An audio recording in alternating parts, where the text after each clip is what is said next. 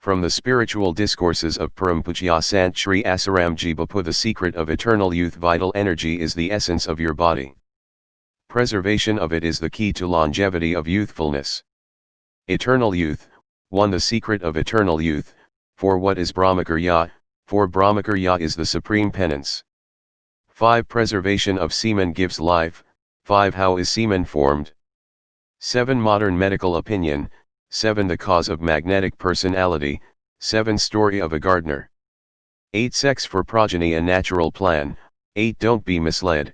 9. Significance of self-control. 10. Psychoanalysis created by abnormal Freud. 13. Suicidal arguments. 14. Frequency of copulation.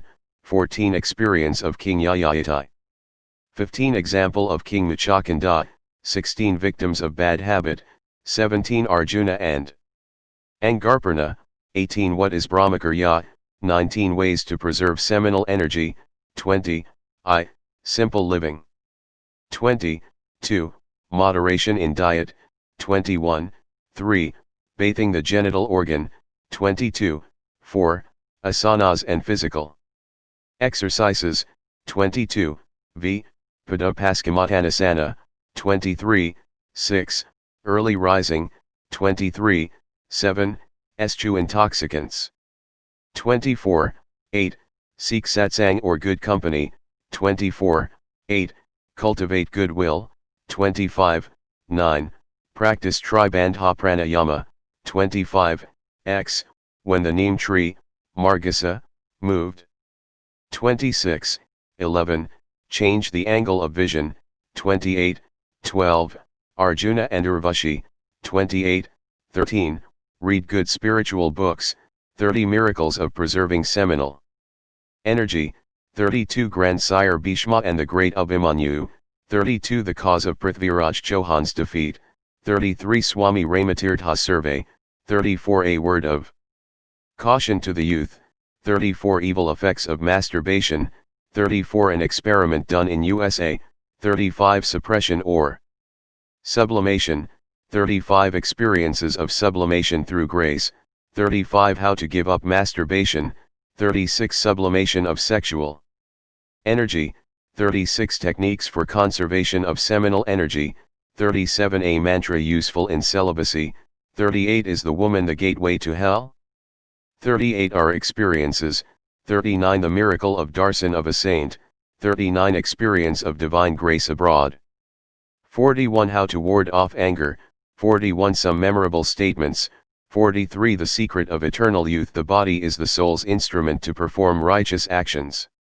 All spiritual disciplines are performed through the body. If the body is weak and sickly, the mind becomes similarly afflicted. To attain success in any enterprise, it is essential that both the body and the mind are healthy and function in harmony and synchronicity.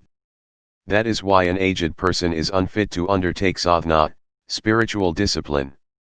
The unbridled gratification of desires over the years drains away mental, vital, and physical energies.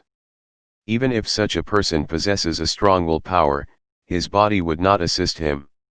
On the other hand, sadly, today's youth, in spite of having the physical ability to proceed on the path of sadhana, are distracted by the objects of sense indulgence and fall a prey to carnal pleasures. Not appreciating the prime importance of sexual energy, they recklessly fritter it away through sensual indulgence, a folly that would later become a matter of lifelong repentance for them. Many young people, who are badly perturbed, come to me for guidance and help. They open up their hearts before me. They confess that through uncontrolled sexual indulgence they have lost mental, vital, and physical energies, with the result that their mind becomes sluggish, willpower is lost, and the body becomes languid and sickly. They live a miserable life, seeing no way to redemption. They lament that, for them, self-realization will remain a distant dream, and that they have somehow to drag along the remaining part of the life, aimlessly. Throughout history, great sages, saints, and seers have stressed the paramount importance of celibacy for leading a noble and sublime life. A person lacking in self-restraint and self-discipline can never make progress in any worthwhile endeavor, nor can he be of any service to the society. A society made up of such people is unable to make any material or spiritual progress. Such degenerated societies disintegrate in the long run. What is Brahmacarya? First of all, let us understand the meaning of Brahmacarya. Yajnavalkya Samhita states, Brahmacarya is abstaining from all kinds of maithana or sexual enjoyment forever, in all places and in all conditions physically, mentally, and verbally. The great sage Vyasa said, to abandon the pleasure gained through the sexual organs by restraint is defined as celibacy. Lord Shiva said to goddess Parvati, O Parvati, what is there on this earth which cannot be accomplished if one has control over his sexual fluid? That is, all powers reside at the divine feet of the enlightened Urdhvareta, one who is able to sublimate his sexual energy through the practice of yoga. In fact, these divine powers become his facile servants. Such a sadhaka can attain self-realization within a short span of time. Even the gods, deities, have attained immortality through Brahmacarya. The gods have conquered death by Brahmacarya and penance. Indra, the king of gods, has attained a still higher status, through the self-discipline of Brahmacarya. Atharva Veda, 1.5.19, Brahmacarya is the supreme penance. Lord Shiva said, celibacy alone is the supreme penance. Of course, other penances, such as keeping fast and silence etc., are good in their place, but they are all inferior to Brahmacarya. That Urdhvareta saint who has done penance over the restraint of the sexual organ is not a human being but God. Brahmacarya is also hailed in Jain scriptures. Brahmacarya is the supreme penance. Preservation of semen gives life. Semen is found in a subtle state in all the cells of the body. Just as the buttermilk is thinned after the butter is removed, so also, semen is thinned by its wastage. The more the wastage of semen, the more the body deteriorates and weakens. The preservation of semen is the secret of good health and longevity, and of all success in the physical, mental, intellectual, and spiritual planes. He who has even a little bit of Brahmacarya will tide over a crisis of any disease very easily. One who follows Brahmacarya strictly is usually not afflicted by any disease. That is why, in scriptures, it is said, death is hastened by letting out semen from the body. Life is saved and prolonged by preserving it. Semen is the real vitality in men. It is the hidden treasure in man. There is no doubt that people die prematurely by letting the semen out of the body. Knowing this, the yogi should always preserve semen and lead a life of strict celibacy. Shivasamhita in Jain scripture, it is said, of the myriad vices, lust is the worst. Dasavakalika Sutra, 6.17, Atharva Veda declares, celibacy is the supreme religious observance. After Dhanvantari, founder of Ayurveda, herbal medical science, taught all details about this science, his students inquired about its keynote, essence. In the reply, Master asserted, I tell you that Brahmacarya is truly a precious jewel. It is the one most effective medicine nectar indeed which destroys diseases, decay, and death. For attaining peace, brightness, memory, knowledge, health, and self-realization, one should observe Brahmacarya, the highest dharma, the highest knowledge, greatest strength. Of the nature of Brahmacarya is verily this Atma, and in Brahmacarya it resides. Saluting Brahmacarya first, the cases beyond cure, I Brahmacarya can undo all the inauspicious signs. All the sages, saints and founders of religions have sung the glory of celibacy. The great yogi Gorakhantha, chanting in praise of semen, has said, as a fair lady grieves due to separation from her beloved, so does an ascetic, yogi, due to his separation from his semen. By the power of the composure of the semen, one will become just like myself. Lord Shiva, how is semen formed? According to Ayurveda, from the digested food chyle is formed. Out of chyle comes blood. Out of blood comes flesh. Out of flesh comes fat. Out of fat comes bone. Out of bone comes marrow. Out of marrow comes semen. Conversion of dhatu at every step takes a period of 5 days. Thus semen is the last dhatu that is formed out of food. It takes approximately 30 days and 4 hours to complete this cycle. Scientists believe that an intake of 32 kgs of food produces 800 gms of blood, which in turn forms only 20 gms of semen. Now, you can see how precious the semen is. Modern medical opinion. Eminent European medical experts also support the statements of the yogis of India.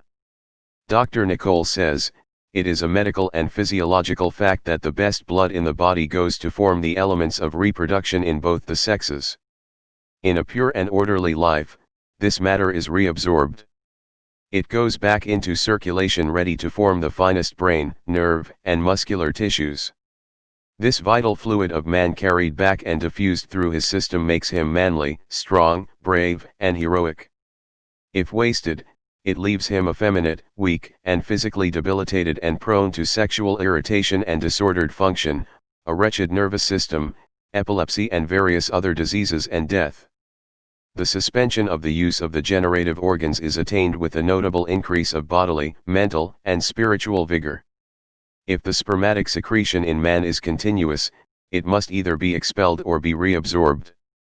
As a result of the most patient and persevering scientific investigations, it has been found that whenever the seminal secretions are conserved and thereby reabsorbed into the system, it goes towards enriching the blood and strengthening the brain. Dr. D.I.O. Lewis thinks that the conservation of this element is essential to strength of body, vigor of mind and keenness of intellect. Another writer, Dr. E.P. Miller, says, "All waste of spermatic secretions, whether voluntary or involuntary, is a direct waste of the life force. It is almost universally conceded that the choicest element of the blood enters into the composition of the spermatic secretions. If these conclusions are correct, then it follows that celibacy in life is essential to man's ultimate well-being. The cause of magnetic personality. According to Dhanvantari, the sexual energy is transmuted into ojas or spiritual energy by pure thoughts. It is called sex sublimation in Western psychology. Sublimation is not a matter of suppression or repression, but a positive dynamic conversion process. It is the process of controlling the sex energy, conserving it, then diverting it into higher channels and finally converting it into spiritual energy or ojas shakti. Ojas is the cause of attractive personality. If you see any person who is outstanding in his works, whose speech is impressive and thrilling, has lustrous eyes and a magnetic aura on his face and awe-inspiring, charismatic personality, be sure that he has stored up ojas in his brain. This stored up energy can be utilized for divine contemplation and spiritual pursuits, self-realization. Assuming that an ordinary man consumes 32 kgs of food in 40 days, yielding 800 gms of blood, which in turn will yield only 20 gms of semen over a period of 1 month. A person will be able to accumulate about 15 gms of semen in 30 days. And 1 month accumulation of semen is discharged in one sexual intercourse. Story of a gardener. Once there was a gardener. He spent all his time, energy, and wealth in developing a floral garden. In the garden varieties of multicolored flowers were grown. He gathered the flowers and extracted a wonderful perfume. And what did he do next? He poured the perfume into a sewer. Don't you think that only the gardener is foolish? Most of us are like the stupid gardener. The semen accumulated in the body over a period of 15 to 20 years up to our early youth, plus what we go on collecting in cycles of 30 to 40 days that could have been transmuted into ojas to give bodily strength, vigor, and radiance, is dissipated for enjoying fleeting sexual gratification. Thus many of us are not less stupid than the gardener of the story. Certainly the gardener would have not repeated the mischievous action after knowing his folly through someone's instructions, but the people are repeating their folly of sex indulgence over and over again, even after getting instructions from scriptures and saints. For a momentary pleasure a person falls a prey to the sexual act blindly driven by passion. After the heat of the passion has subsided, a person feels drained of all energies. The energy that is wasted during one sexual intercourse, tantamount to the energy that is spent in physical labor for 10 days or the energy that is utilized in mental work for 3 days. Still one repeats the same folly without realizing that it does not provide lasting happiness. On the contrary, it results in terrible harm to health and wastes the precious vital fluid accumulated over a period of 30 to 40 days. Sex for progeny, a natural plan. The sexual degradation that has overtaken mankind today is directly due to the fact that people have assumed that there is a natural sexual instinct in human beings. It is not so. The natural instinct is the procreative one. The Mother Nature has bestowed the power of reproduction to all the creatures, flora and fauna, for continuation of the race. Sex is not an entertainment. If a man leads a life of celibacy even in householder's life and has copulation for the sake of progeny only, he can bring forth healthy, intelligent, strong, beautiful, and self-sacrificing children. Higher forms of animals do have the sex impulse, but it becomes active only during the mating season, and thus they maintain health. Man, with his boasted intellect, has to learn lessons from birds and animals. Even animals have more self-control than men. It is only the so-called man who has degraded himself much by indulgence. At the heat of sexual excitement, he repeats the same ignoble act again and again. Man only violates the laws of nature and consequently suffers from innumerable diseases. He has degenerated to a level far lower than that of animals in this respect. Food, sleep, fear and copulation are common to both animals and men. That which differentiates a man from an animal is dharma, faculty of discrimination. Vivka and Vishara Shakti can be secured by the preservation of virya. You had enough of sense and sex gratification in all your previous bodies of various animals. Human life is not meant for satisfaction of lower appetites of sex and tongue. It is meant for higher purpose. If we do not cultivate discrimination and intelligence and go on gratifying sexual desires without restraint, how can we attain the higher goal of self-realization? Don't be misled. Many persons are misled by the perverse logic of the so-called intelligent people who say that scriptures and saints have also preached to lead a natural way of life. When you desire to work, work. When you desire to play, play. When you feel hungry, eat. When you are tired, go to sleep.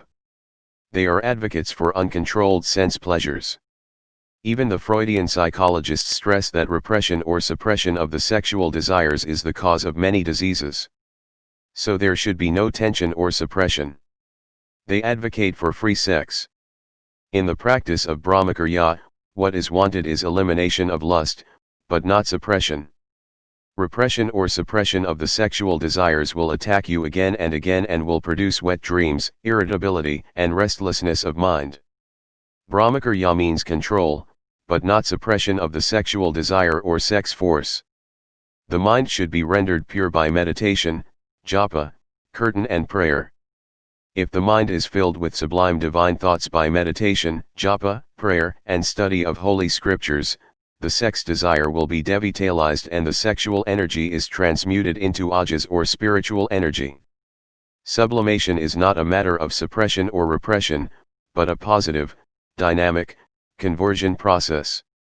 The material energy is converted into spiritual energy, just as heat is changed into light and electricity. Freud had studied the cases of suppression or repression of sexual desire. He did not study the cases of sublimation of sexual energy into spiritual energy. Dr. Freud called desire as sexual instinct or libido. Dr. Carl Jung refuted this theory and described this desire as the creative energy. The practice of celibacy is not attended with any danger or any dire disease or undesirable results such as the various sorts of complex that are wrongly attributed to it by the Western psychologists. They have no practical knowledge of the subject on hand. They have got a wrong, ill-founded imagination that the ungratified sex energy assumes in disguise the various forms of complex such as touch phobia. The complex is due to some other causes. It is a morbid state of mind due to excessive jealousy, hatred, anger, worry and depression brought about by various causes. Some people quote Saint Kabir's words, "O saints! Supreme is the natural state of samadhi." They misinterpret the message of Kabir and indulge in unrestrained sex. But they commit self-deception. Such people fail to understand that this natural life is meant for enlightened, Jnani, souls. In a self-realized person, the sexual craving is entirely eradicated, no sexual thought will crop up in the mind. They have transcended the allurements of their senses, mind, and intellect and are unaffected by praise or insult, steadfastly poised in the self, beyond the reign of ignorance and illusion.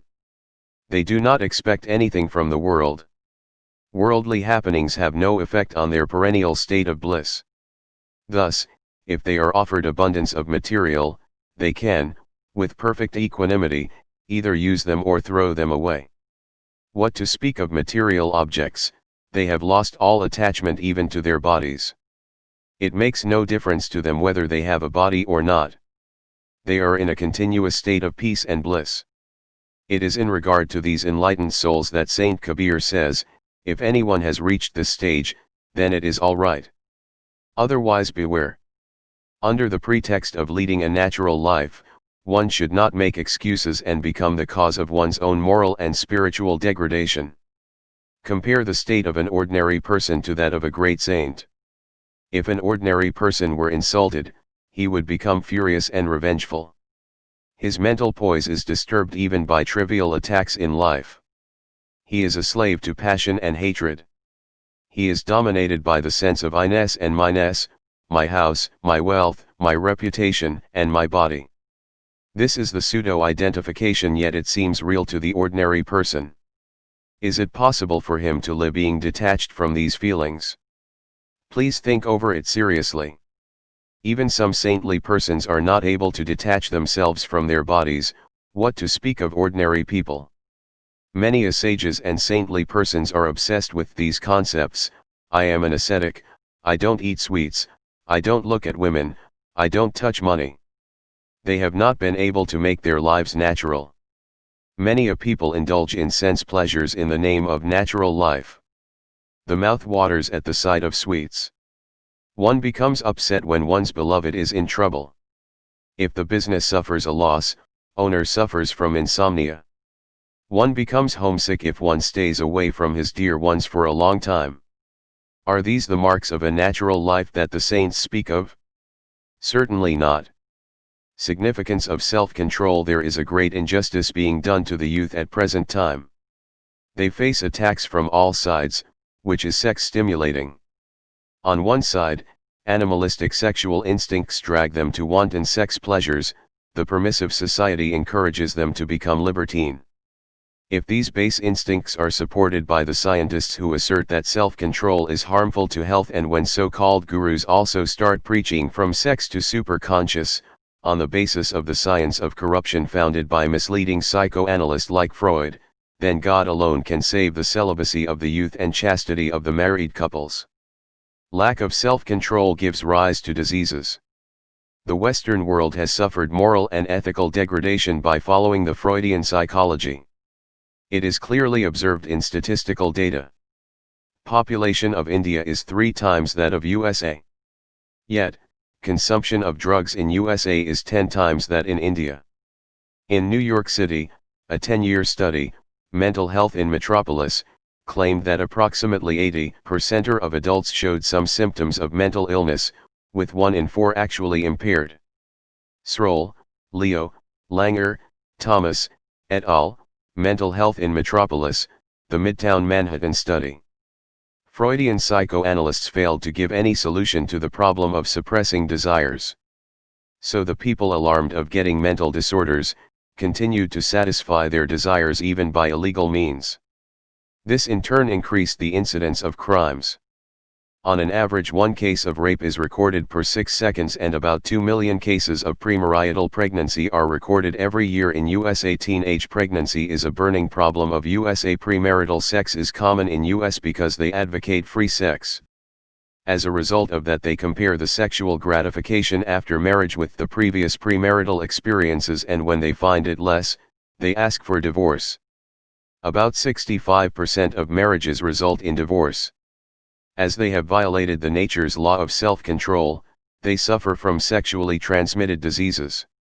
The most horrible is AIDS, acquired immune deficiency syndrome, which is spreading like an epidemic. The family life is disturbed by internal conflicts, dissatisfaction, and rage. The social life is full of chaos, terror, insecurity, and arrogance.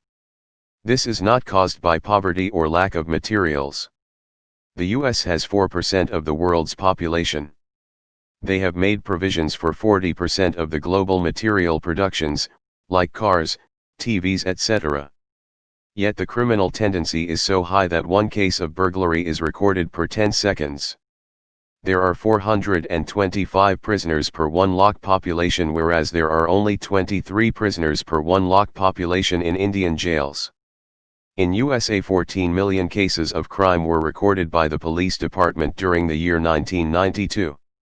This is because the people under the influence of Freudian psychology try to satisfy all desires, not only sexual. The social life is degraded. Unchecked criminal tendencies lead to chaos, terror, and insecurity. Dr. Freud called desire as sexual instinct or libido. Dr. Jung refuted this theory and described this desire as the creative energy. Wide Modern Man in Search of Soul. Professor Adler differed from Freud, attributing less importance to sexual factors. He broke away in 1912. Though Freud has been severely denounced for his sexual obsession by eminent psychologists Adler and C.G. Jung, his followers are misguiding the youth even this day. A few unthoughtful philosophers of India have preached the same school of Freudian psychology in guise of religious discourses titled, From Sex to Superconscious, which has misled many people. Freud, being an atheist, supported his theory on study of some cases of hysteria and kindred patients, but the so-called philosopher has misled even religious people from self-control to unrestricted and illegal sex by extending spiritual support to licentiousness in his discourses, From Sex to Superconscious. Sex undoubtedly leads to spiritual downfall, self-destruction. Self-control is essential to attain superconscious. Now this principle is accepted by Western psychologists. They have realized the superiority of Indian psychology over the Western psychology. The school of analytical psychology founded by Dr. Carl Gustav Jung must be appreciated. He disowned the materialistic view of Freud and he arrived at a view of man, which took proper account of the mystical side. Many ordinary people became great yogis, by following the principles of Indian psychology founded by sage Patanjali. Many are treading this path and many will follow it even in future to become great yogis, but we have not seen even a single person who followed the teachings of From Sex to Superconscious and attained samadhi. We have seen some of them suffering from mental disorders. Child psychiatrist Stilia Chess of New York University says, Freud obviously experienced Oedipal lust. He then suffered the delusion that his abnormality was normal and universal. Ernest Jones has called this single idea obsession, which leads Freud to extrapolate his own feelings onto all humanity in the case of the Oedipal theory. During his self-analysis, Freud learned of his Oedipal love towards his mother, attractive Amelie. It was first aroused as a boy when he took an overnight train trip with her from Leipzig to Vienna. I must have had the opportunity of seeing her nudum, he guessed. As a youth, young Freud exhibited unusual behavior. At the age of 7 he walked into his parents' bedroom and intentionally urinated on the floor. He felt passion and jealousy against his father. Freud said, these feelings of love for the parent of opposite sex and hostility to the parent of same sex begin at the age of 3 years and remain in subconscious mind throughout the life. With boys, to beget a child from mother is never absent. Suppression of sex desires causes nervous diseases like neurosis and psychological maldevelopment. What a disgustable and ridiculous theory this is. A male child desiring sexual union with his mother? Even birds and animals enter into sex life after puberty, when their sexual organs are well developed. How can a young child have sexual craving when he is physiologically immature and psychologically unaware of sexual desires? How could the innocent child come to know of the sexual involvement of parents? How can he develop hostility to his father? Freud says, the infant's first sexual feelings are stirred at his mother's breast. Suckling of the child at the mother's breast is the model for every sexual relation. If this were true, the child would never wean breastfeeding. he would continue intensifying his desire till adulthood. How could this be possible? Adler had come to disbelieve Freud's sexual theories, including infantile sexuality. Now these Freud's ills are advancing towards India through multinational TV channels in a big way. It is time to alert us before our young generation becomes victim of the situation. Therefore, the people who wish to save mankind, particularly the young generation from undergoing devilish transformation, wish the youth to possess vibrant physical health, cheerfulness of mind and sharp intelligence, want to save the people of our nation from the dreaded disease of AIDS, and want to build a healthy society should come out to propagate the message of self-control, self-restraint, chastity and celibacy to the young people in the society. Thousands of devotees distribute books like Yuvvan Suraksha, The Secret of Eternal Youth, and Yoga Yatra for among schools, colleges, and society for the layman's benefit. Psychoanalysis created by abnormal Freud in 1977. The President's Commission on Mental Health concluded that the state of our psyche is worse than believed and that 1/4 of all Americans suffer from severe emotional stress. They warned that up to 32 million Americans are in need of professional psychiatric help. Lyons, Richard D. In his book, The Psychological Society, Mr. Martin Gross, a great author, editor, and educator, says, "The Freudian neurosis has infiltrated our psyche and our culture more deeply than we yet understand. If we recognize that much of it is a reflection of Freud himself, and we know the dimensions of that personality's distortions, it may help us to free ourselves from its pervasive influence. We might no longer have to live in the shadow of Dr. Freud."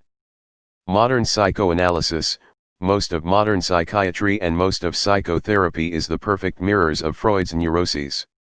They are the nurturing home for Freud's murderous death wishes, calamitous sibling rivalries, unconscious enmity against parents, bisexuality, incest drives, latent homosexuality, inverted love-hate relationships, dogmatized superstition, and unseen hatred of every description.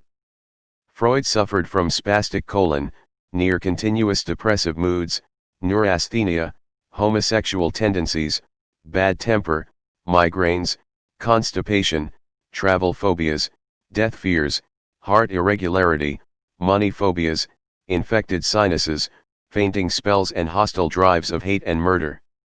He had been a victim of superstition, magical numbers, and childish gullibility. He was a cocaine addict. Freud has impressed his own pathological childhood onto modern society as a typical situation, thus creating psychic chaos in the psychological society. Freud's personality has distorted psychology and psychiatry. Eminent psychologist Dr. C.G. Jung refuted Freud's theory. Dr. Adler also differed from Freud in many respects.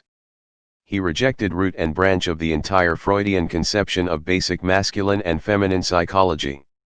It is sad to note that these refuted theories founded by abnormal Freud are taught by many psychiatrists and sexologists to the people of India. They advocate for premarital sex, unethical, and masturbation, unnatural sex. Their teachings are published in periodicals and newspaper columns misleading the youth to corruption and ethical degradation. Many of them who follow the teachings of From Sex to Superconscious have become victims of incurable diseases, mental imbalance, and AIDS. Freud reminded us shortly before his death, "My ego resembles that of the psychotic in one point or another, in a greater or lesser degree." His followers may not admit their madness, but they are followers of Freud, who was psychotic. It is our humble request to them to give up madness of misguiding and corrupting the people of our nation. They should read this book, if they wish the good of all. If sexual urge is not controlled, excessive sexual intercourse drains the energy enormously. Persons are physically, mentally, and morally debilitated by wasting the seminal power. You experience much exhaustion and weakness. Such unrestrained sex indulgence nullifies the very purpose of human life, which is specially endowed with intelligence, wisdom, discrimination, and willpower to enable the soul attain self-realization. Man wants unbridled license to indulge in sex all the 365 days of the year on the fallacious plea that, if it were not good to satisfy the urge, why did God create it in the first place? They do not realize that their intellect is blinded by lust and that they are vainly trying to blame God for their errors. Suicidal arguments. Some time ago, I received a letter. The gentleman had written, "Your Holiness said in a satsang, and it is also published in your books, that one shouldn't smoke cigarettes, cigars, etc., and should abstain from other addictions, as they destroy the strength, health, and intelligence of the consumer. If it be so, why did God create tobacco?" This gentleman is unable to abandon his addiction, and he is making God liable for it. God has created roses as well as thorns.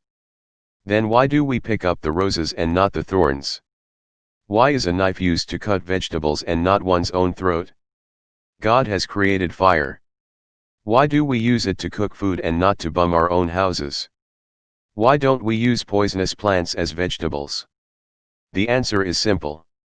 In these situations we use our discriminative intelligence, vivka, to select beneficial and to reject harmful ones. But in case of sex indulgence, man does not control his mind and blames God. God has created almonds, pistachios, milk, and many other nutritious eatables too. If we are discriminative, we would certainly choose such nourishing and energy-giving things rather than spending our money on energy-draining and health-injuring addictions. Man justifies his bad habits and addictions through hypocritical rationalization. This is misuse of intelligence and energy. Smoking and other addictions debilitate the mind and make the intelligence dull and confused. Preservation of seminal energy is the vital subject for those who want success in material or spiritual life. It is essential for strong body and sharp brain. 37 Maharishi Patanjali has stated in his Yoga Aphorisms, after becoming an Urdhvareta, a yogi who has accomplished perpetual sublimation of semen, through yoga, a yogi becomes all-powerful. That yogi alone can realize the supreme truth. Since through celibacy the impossible becomes possible, the gain of fame, wealth, and other material things is assured to the celibate. Frequency of copulation. One of the disciples of Socrates, a great Greek philosopher, asked his teacher, "My venerable master, kindly instruct me how many times a householder can have copulation with his legal wife." Socrates replied, "Only once in his lifetime." The disciple said, "Oh my Lord! This is absolutely impossible for worldly men. Pray, kindly prescribe an easy path." Then Socrates said, "A householder can have copulation once in a year." The disciple replied, "Oh venerable sir, this is also a hard job for them. You must prescribe an easier course." Socrates then replied, "Well, my dear disciple, once in a month. This is suitable. This is quite easy. I think you are satisfied now." The disciple said, "This also is impossible, my revered master. Householders are very fickle-minded. Please prescribe an easier course." Socrates said, "Twice in a month. But this will cause an early death." The disciple said, "This also is impossible, for they cannot remain for a single day without sexual intercourse." Then Socrates said, "Well said, my dear child. Do one thing now. Dig a grave and purchase a coffin and winding sheet for the corpse beforehand. Now you can spoil yourself any number of times you like. This is my final advice to you." This last advice pierced the heart of the disciple. He thought over the matter seriously and understood the importance and glory of Brahmacarya. He took a vow of strict unbroken celibacy for life. He took to spiritual sadhana in right earnest and attained self-realization. But one, who wastes his semen for sexual pleasure, finally attains despair, weakness, and death. Priceless human life is wasted in sexual indulgence, but sexual desires are never satiated. You might have heard the story of King Yayayatai. Experience of King Yayayatai. There once lived a king named Yayayatai who lived for a full 1,000 years of enjoying all the pleasures a king of his position could command. Guru Shukrakarya's daughter Devyani was his wife.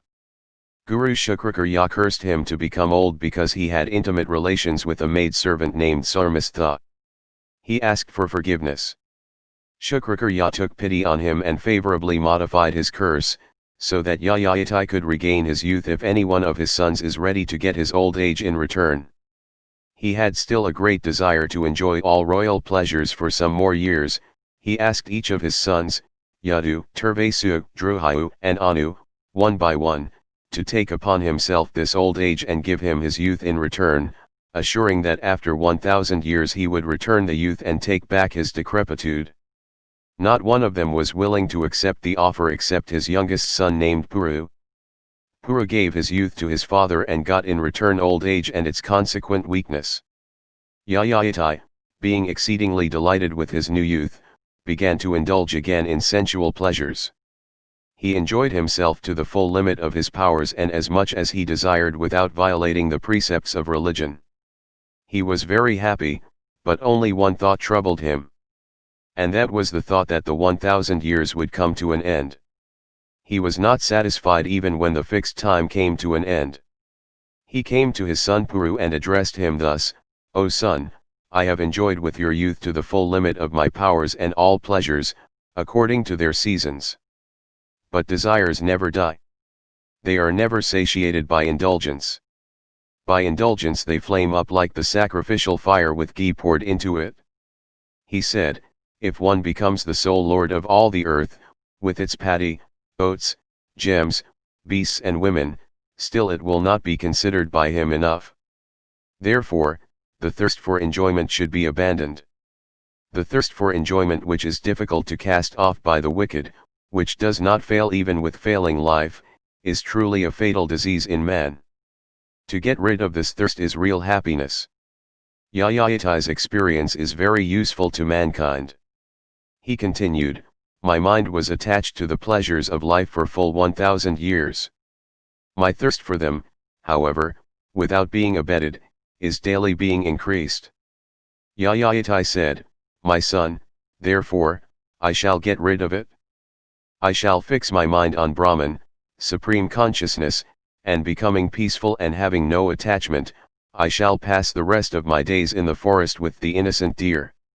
So saying, he installed Puru on the throne after giving him back his youth and retired into the forest to lead the life of an ascetic. Puru's dynasty was named Purav, in which Janmjaya, the son of King Parikshit, was born. Example of King Muchakanda. By the blessing of sage Gargacharya, King Muchakanda had darshan of Lord Sri Krishna. The king asked Lord Sri Krishna to bestow his unswerving devotion. Lord Sri Krishna said, "You have excessively indulged in sense pleasures. Epicureans cannot get unswerving devotion to God. Self-control is a must to get firm devotion. In next life you will be conferred with firm devotion." King Muchakanda died. In Kali Yuga he was born as a great staunch devotee of Lord Sri Krishna, known as Narasimha Mehta. Those, who do not realize the importance and value of this vital essence of life, should remember that they are followers of Yayayatai and they will be ruined. They must learn a lesson from the experience of Yayayatai. They should cultivate dynamic willpower, discriminative intellect and elevating compassion. If not upon others, at least be kind to yourself. Forget the past. Take a fresh start in your life. Better late than never. Practice Brahmacarya, learn various yogasana, pranayama etc. and practice regularly and adopt the herbal therapy to keep sound health and regain the lost vitality. Be heroic and brave-hearted. OM. OM. OM. Victims of bad habit in the present-day world. Unfortunately, many people read pornographic literature, view sexy films on television and in theaters, view blue films in privacy. As a result, we see all around us, the number of physical, mental, and moral wrecks increasing every day. Many a times such people indulge in unnatural sex. Masturbation or homosexual tendency lead them to wastage of seminal energy many times a week. They may discharge seminal energy in bad dreams or wet dreams. Due to excessive loss of semen, enlargement of testes and sometimes pain in the testes develops. The evil after effects that follow the loss of seminal energy are dangerous. Persons are physically, mentally, and morally debilitated.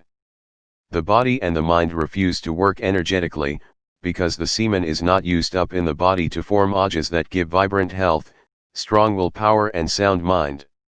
Later on, such people develop impotency, for the testes cannot produce semen with normal sperm count. Life for him loses all zest, zeal, and charm. He becomes a victim of a number of diseases like anemia, loss of memory, gloominess, palpitation of heart, pain in the back, loins, head, and joints, weak kidneys, fickle-mindedness, enlargement of testes, pain in the testes, debility, nervous breakdown, restlessness of mind, lack of thinking power, etc. He goes through hellish suffering. The scripture declares emphatically, by the practice of Brahmacarya, longevity, glory, strength, vigor, knowledge, wealth, undying fame, virtues, and devotion to truth increase. Therefore, practice of celibacy is always commendable. Atharvaveda declares, 1-2 I have abandoned the lust that wastes my seminal energy. I throw away those sexual desires forever as they destroy my strength, intelligence, and health. I will never become a victim of sexual desires, but what happens to one who does not lead the life of celibacy?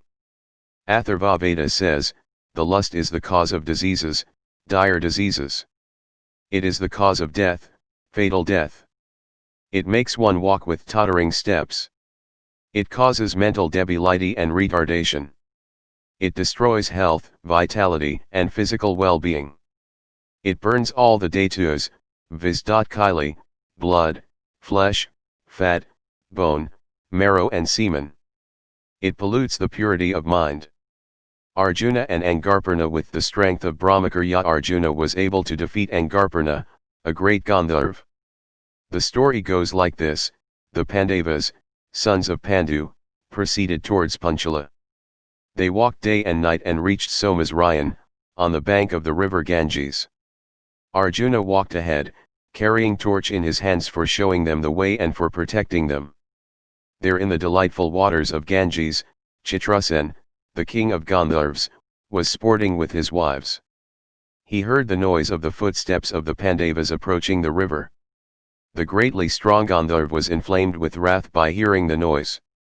Seeing the Pandavas with their mother, and drawing his fearful bow, he spoke thus: if any man out of greed wanders during dark twilight, after its first 40 seconds, and comes near us, we both Gandharvas and the Rakshasas kill those fools. Stay at a distance. Do not come near me. Know you not that I am now bathing in the waters of Ganges? Know me to be the Gandharva named Angarpurna, who depends only on his own strength or arms. The Kapalikas, the Srinjas, or the Devas dare not come here. It appears you are human beings. How dare you then to approach me, who is the brightest jewel in Kuber's crown? Arjuna said, O wretch, to whom can the ocean, the sides of the Himalayas or this river Ganges be barred, whether at night or day or at twilight? We are endowed with prowess. We care not, disregarding your words, touch at pleasure the sacred waters of the Ganges, which is ever accessible to all. Hearing this, Angarpurna became very angry, and drawing his bow he shot at them his arrows, which were like the poisonous snakes. The Pandava Arjuna, who had an excellent shield, warded off all those arrows with it and with the torch in his hand. Then the Pandava angrily hurled at the Gandharva that celestial weapon, blazing fire weapon, which immediately burnt his chariot. Having fainted away by the force of the weapon, the greatly powerful Gandharva was falling headlong downwards from his chariot. But Arjuna seized him by the hair of his head, which was adorned with garlands of flowers. He dragged towards his brother that Gandharva, insensible in consequence of being wounded by the weapon. Seeing this, his wife Kumanasi, being desirous of rescuing her husband, came to Yudhishthira and asked for his protection. Yudhishthira said, O chastiser of foes, who would kill an enemy who has been vanquished in the battle, who has been deprived of his fame, who is protected by a woman and who is incapable of defending himself? Zero child, set him free. Arjuna said, O Gandharva, take your life. Go hence and do not grieve. The king of the Kurus, Yudhishthira, orders me today to show you mercy. The Gandharva said, I have been defeated by you, Therefore I shall give up my former name of Angarpurna, the blazing vehicle. My excellent and beautiful chariot has been burnt by your fire weapon. I was formerly called Chitrarata, having a beautiful chariot. I shall now be called Dagdharata, having the chariot burnt. I am desirous to impart to Arjuna the power of producing illusions of the Gandharvas. This science is called Chaksusi.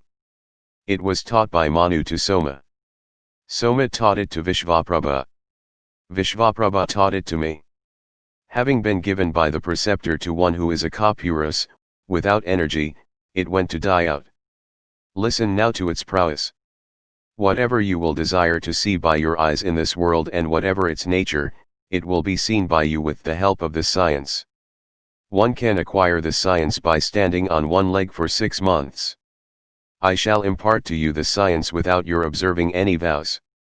0 King. Only on account of this science, we have superiority over men. Because we are capable of seeing everything, by our spiritual eyes, we are equal to the celestials. 0 Excellent man, I desire to give you and your brothers, each separately, 100 horses born in the regions of the Gandhara. They are of the celestial color and they possess speed as that of the mind. Arjuna refused to be obliged by the Gandharv. Gandharv then asked to give his fire weapon in exchange of his horses. Arjuna said, O Gandharv, I shall take your horses in exchange of my fire weapon. Let our friendship be everlasting. 0 Gandharv. We are all chastisers of foes, we are all learned in the Vedas, and we are all virtuous. Tell us why we were censured by you when traveling at night. Gandharv said, O sons of Pandu, you do not keep fire, you do not have wives, you have no brahmanas walking before you, therefore you were censured by me. 0 Descendant of Kuru. No man, possessing strength of arms, ought to bear with patience any ill usage before his wife. 0 Son of Kunti, our strength specially increases at night. As I was accompanied by my wife, I was filled with wrath. 0 Best of all vow-observing men, I was vanquished by you in battle, hear from me the reason for which I was discomfited. 0 Chastiser of foes, if any Kshatriya, engaged in the exercise of his desire to fight with us at night, he can never escape from us with life. But Brahmacarya is a great virtue, you are leading that mode of life. 0 Arjuna, it was for this that I was defeated by you in battle. So it is clear that preservation of vital fluid is very essential. Now let us understand the actual meaning of Brahmacarya before we discuss about some powerful aids to the practice of Brahmacarya. What is Brahmacarya? Brahmacarya is an inspiring, uplifting, and sanctifying word. In common parlance, a Brahmachari is one who is unmarried, who does not indulge in sex, and who shuns the company of women. But this definition is very superficial and restricted. In this context, only preservation of the seminal energy is considered to be Brahmacarya. But in the true sense of the word, preservation of semen is only the means and not the final goal. The ultimate goal of human life is to attain self-knowledge. To get self-realization, one who is enlightened is Jivanmukta, one who is embodied yet liberated. He is absorbed in Brahmic bliss, i.e. he lives in a state of perennial self-bliss. He expects nothing from the world. He lives, moves and has his being in an infinite ocean of bliss within himself. He never depends upon objects of sense pleasures for his happiness. He is completely liberated from the worldly attractions and repulsions. All his actions are performed effortlessly and egolessly.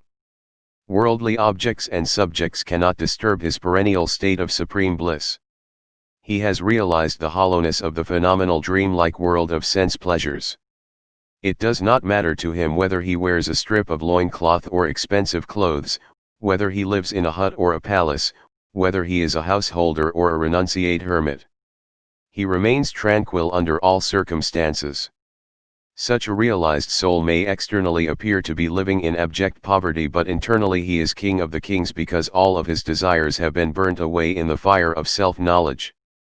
For him there is no duty to be discharged, for he has transcended them all. Such an enlightened soul effortlessly lives in a state of Brahman. His celibacy is effortless and natural. He lives in a state of Brahmic consciousness even while being engaged in worldly transactions. His is in natural uninterrupted samadhi. Only such an enlightened, Jivanmukta is a true Brahmachari because he is always one with Brahman, ever absorbed in Brahmic bliss. So Brahmacarya literally means conduct that leads to the realization of Brahman or one's own self. The technical meaning of Brahmacarya is conservation of seminal energy. In this context it is the supreme observance, the supreme penance and the supreme sadhana, and the fruit of sadhana is self-knowledge, self-realization. It is only on attaining this ultimate goal that the full importance of Brahmacarya can be comprehended. Brahmacarya is absolute freedom from sexual desires and thoughts. Even if there is a single impure sexual thought in the mind, one cannot be called a true Brahmachari. In a self-realized soul, Jnani, the cravings are completely destroyed. Before attaining self-knowledge, one is not released from the shackles of carnal desires. Conservation of seminal energy is the most essential for eradication of desires, attaining purity of mind, healthy and happy life, God realization, or supreme goal of human life, i.e. supreme bliss. Now we will discuss about some techniques of Brahmacarya. Ways to preserve seminal energy. Simple living. The majority of human beings suffer under the delusion that they will gain a special and covetous social status if they lead a life of pomp and show. But this only reveals the hollowness of their perverted ego-based value system, which takes pride in vulgar exhibition of wealth and possessions. With a view to leading a worthwhile, purposeful life, one should abstain from wearing gaudy-colored, fashionable clothes, silks, etc., and using stimulating perfumes and scents. The more luxurious a life one leads, the more difficult it becomes for him to preserve his seminal energy. A cursory glance through history shows that truly great personages led simple, unostentatious lives. Simple living is a sign of greatness. Learn to follow the lives of great saintly souls. Don't be impressed by the lifestyles of ostentatious egoistic people. 2. Moderation in diet. Don't be a glutton. Control of tongue is a sine qua non if you want to control lust. If discrimination is not used as to what to eat, when to eat, how much to eat, digestion will be impaired. Bahman, the emperor of Iran, once asked his physician, how much food a man should take in a day. Physician replied, 100 dirhams, about 507 gms. The king said, this much is not enough. The physician replied, this much is enough for nutrition of the body. If anyone takes more, it is a burden on digestive system. It reduces the longevity of life. Generally people stuff the stomach with delicacies to enjoy taste. Stuffing the stomach is highly deleterious. In ancient times an emperor in Europe was fond of tasteful foods. He took food, and then vomited it out. Again took food to enjoy taste and vomited out. But he died earlier due to his gluttonous habit. Such licentious indulgence of the sense of taste will also lead to frequent discharge of semen in dreams. Thus one will gradually become a victim of diseases and ruin. Food should be taken in a holy place, when the mind is in pleasant mood and peaceful state. Solid food is easily digested if it is taken when Surya Nadi is working dominantly, i.e. when the breathing mainly takes place through right nostril. If right nostril is closed, it should be opened before eating. The method is given below. Close the right hand first. Place it in the left armpit and press it with the left arm or lie on your left side and make the right nostril work. Keep another important point in mind. Whenever you take any liquid food, make sure that the left nadi, Chandra nadi, is dominantly working, i.e. left nostril is open. If milk, coffee, tea, water, or any other liquid is drunk when the Surya nadi is open, then one is sure to lose seminal energy.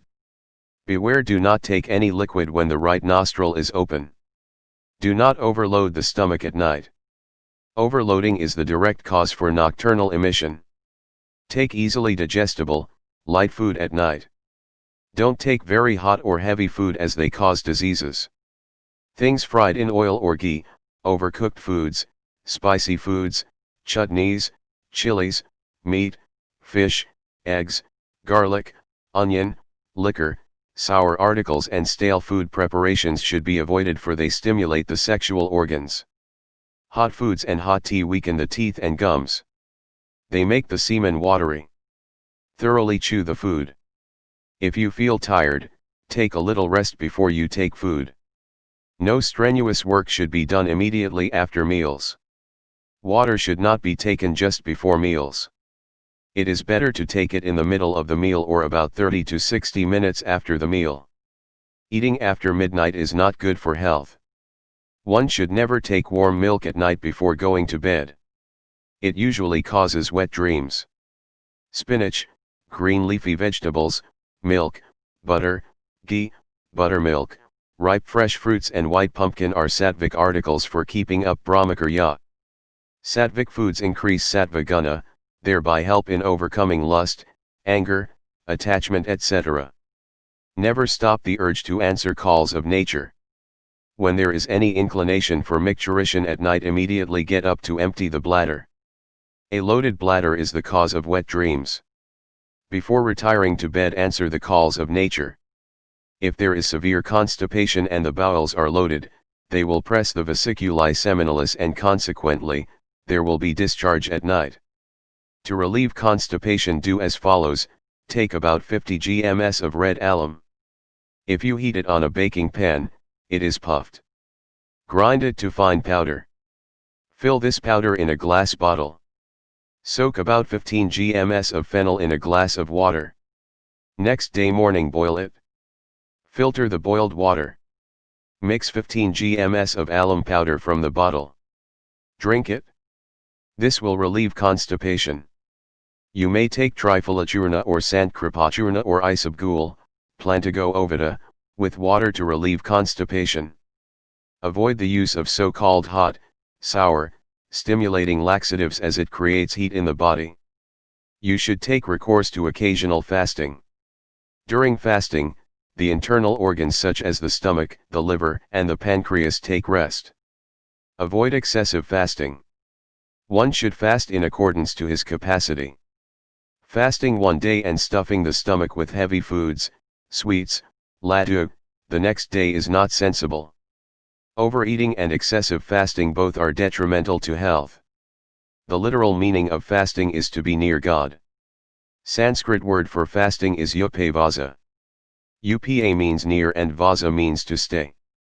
You will have very good meditation and contemplation during fasting, as the mind is calm and introverted. Fasting controls passion and destroys sexual excitement. 3. Bathing the genital organ soon after micturition or defecation. A fine stream of cold water should be poured on the sexual organ.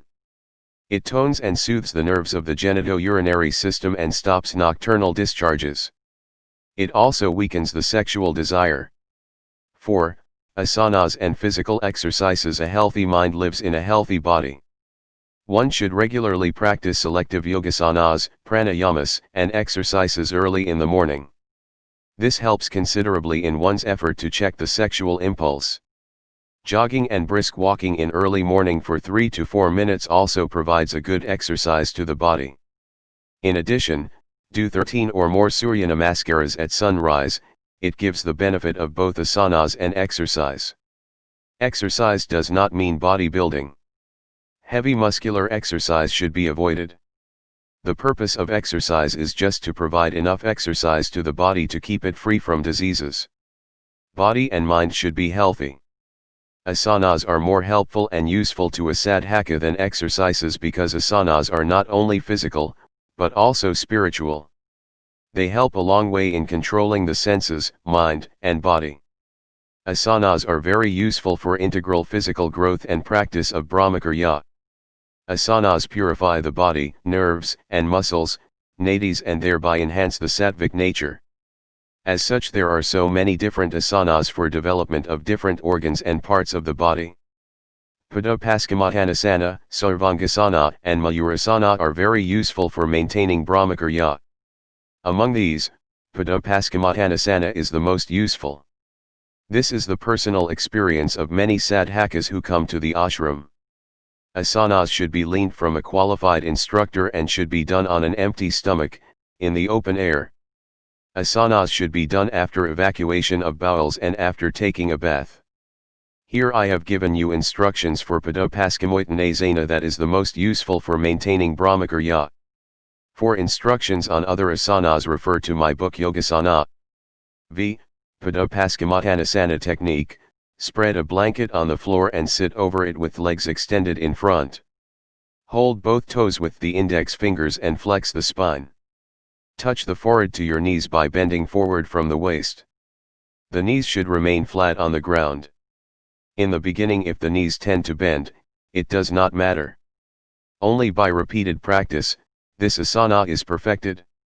Avoid too much exertion when you do this asana. Benefits: practice of this asana purifies nerves, prevents and cures many diseases.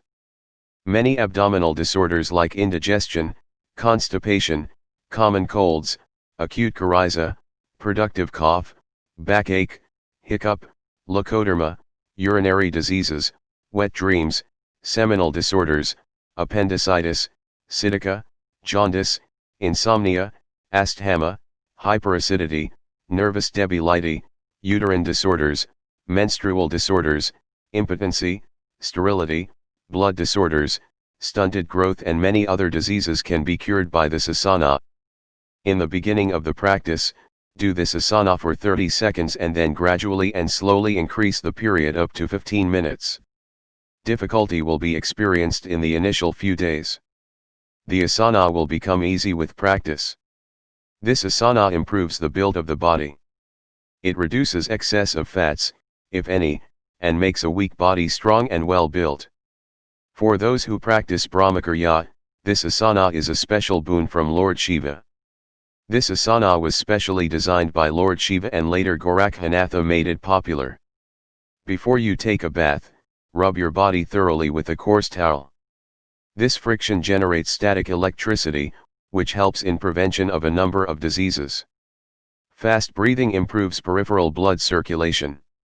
During inhalations, lungs are filled with clean air, which provides oxygen to all the organs of the body through arterial blood circulation. The venous blood carry carbon dioxide, toxic waste, to the lungs from where it is thrown out through exhalation. Some of the impurities are removed by sweat glands in form of perspiration. Therefore, it is better to bathe after rubbing the body because impurities are removed through perspiration. The rubbing opens up the skin pores, which gives agility to the body. Again, after bathing, the body should be thoroughly rubbed with a clean and coarse towel. 6. Early rising night pollution generally occurs in the fourth quarter of the night. Therefore get up from bed between 4 and 4:30 am. Those, who get up late in the morning, become spiritless. Sleep on the left side. Allow the solar, Surya, Nadi Pingala to work throughout the night through the right nostril. 7. Eschew intoxicants. Alcoholic drinks, liquor, tobacco, chewing, cigarettes stimulate passion. In Quran Sharif's Al-Apak Trikal Rashal Sipard, it is written, O believers, this wine, and gambling, and these arrows you use for divination, are all acts of Satan, so keep away from them. You may haply prosper. Satan only wishes to create among you enmity and hatred through wine and gambling and to divert you from the remembrance of God and prayer. Will you, therefore, not desist? 5th Feast. Heart and lungs are weakened by intoxicants. Immune system is jeopardized and longevity is reduced. Scientific research conducted by American doctors proved that the intoxicants make semen watery and infertile. 8. Seek satsang or good company. If one doesn't seek good company, he will fall in bad company. Therefore always seek satsang or association with the wise, saints, yogis, sannyas and mahatmas, and practice their precepts in thought, speech, and deed. Whenever an evil thought enters your mind, be alert. Leave that place immediately and go to a place of satsang. The magnetic aura, the spiritual vibrations and the powerful thought currents of saints purify the body and the mind of passionate man. If one doesn't do this, the sexual thoughts will penetrate the body. It is the mind that really does all actions. The determination of mind will be put into action. You will get a downfall. Lamentation after the fall is futile. The water has a natural tendency to flow downwards. Even so, mind has a natural tendency to go downwards to sense pleasures. The passionate mind deceives the person and drags him to sense pleasures. It takes you into bad company, which ultimately leads to downfall.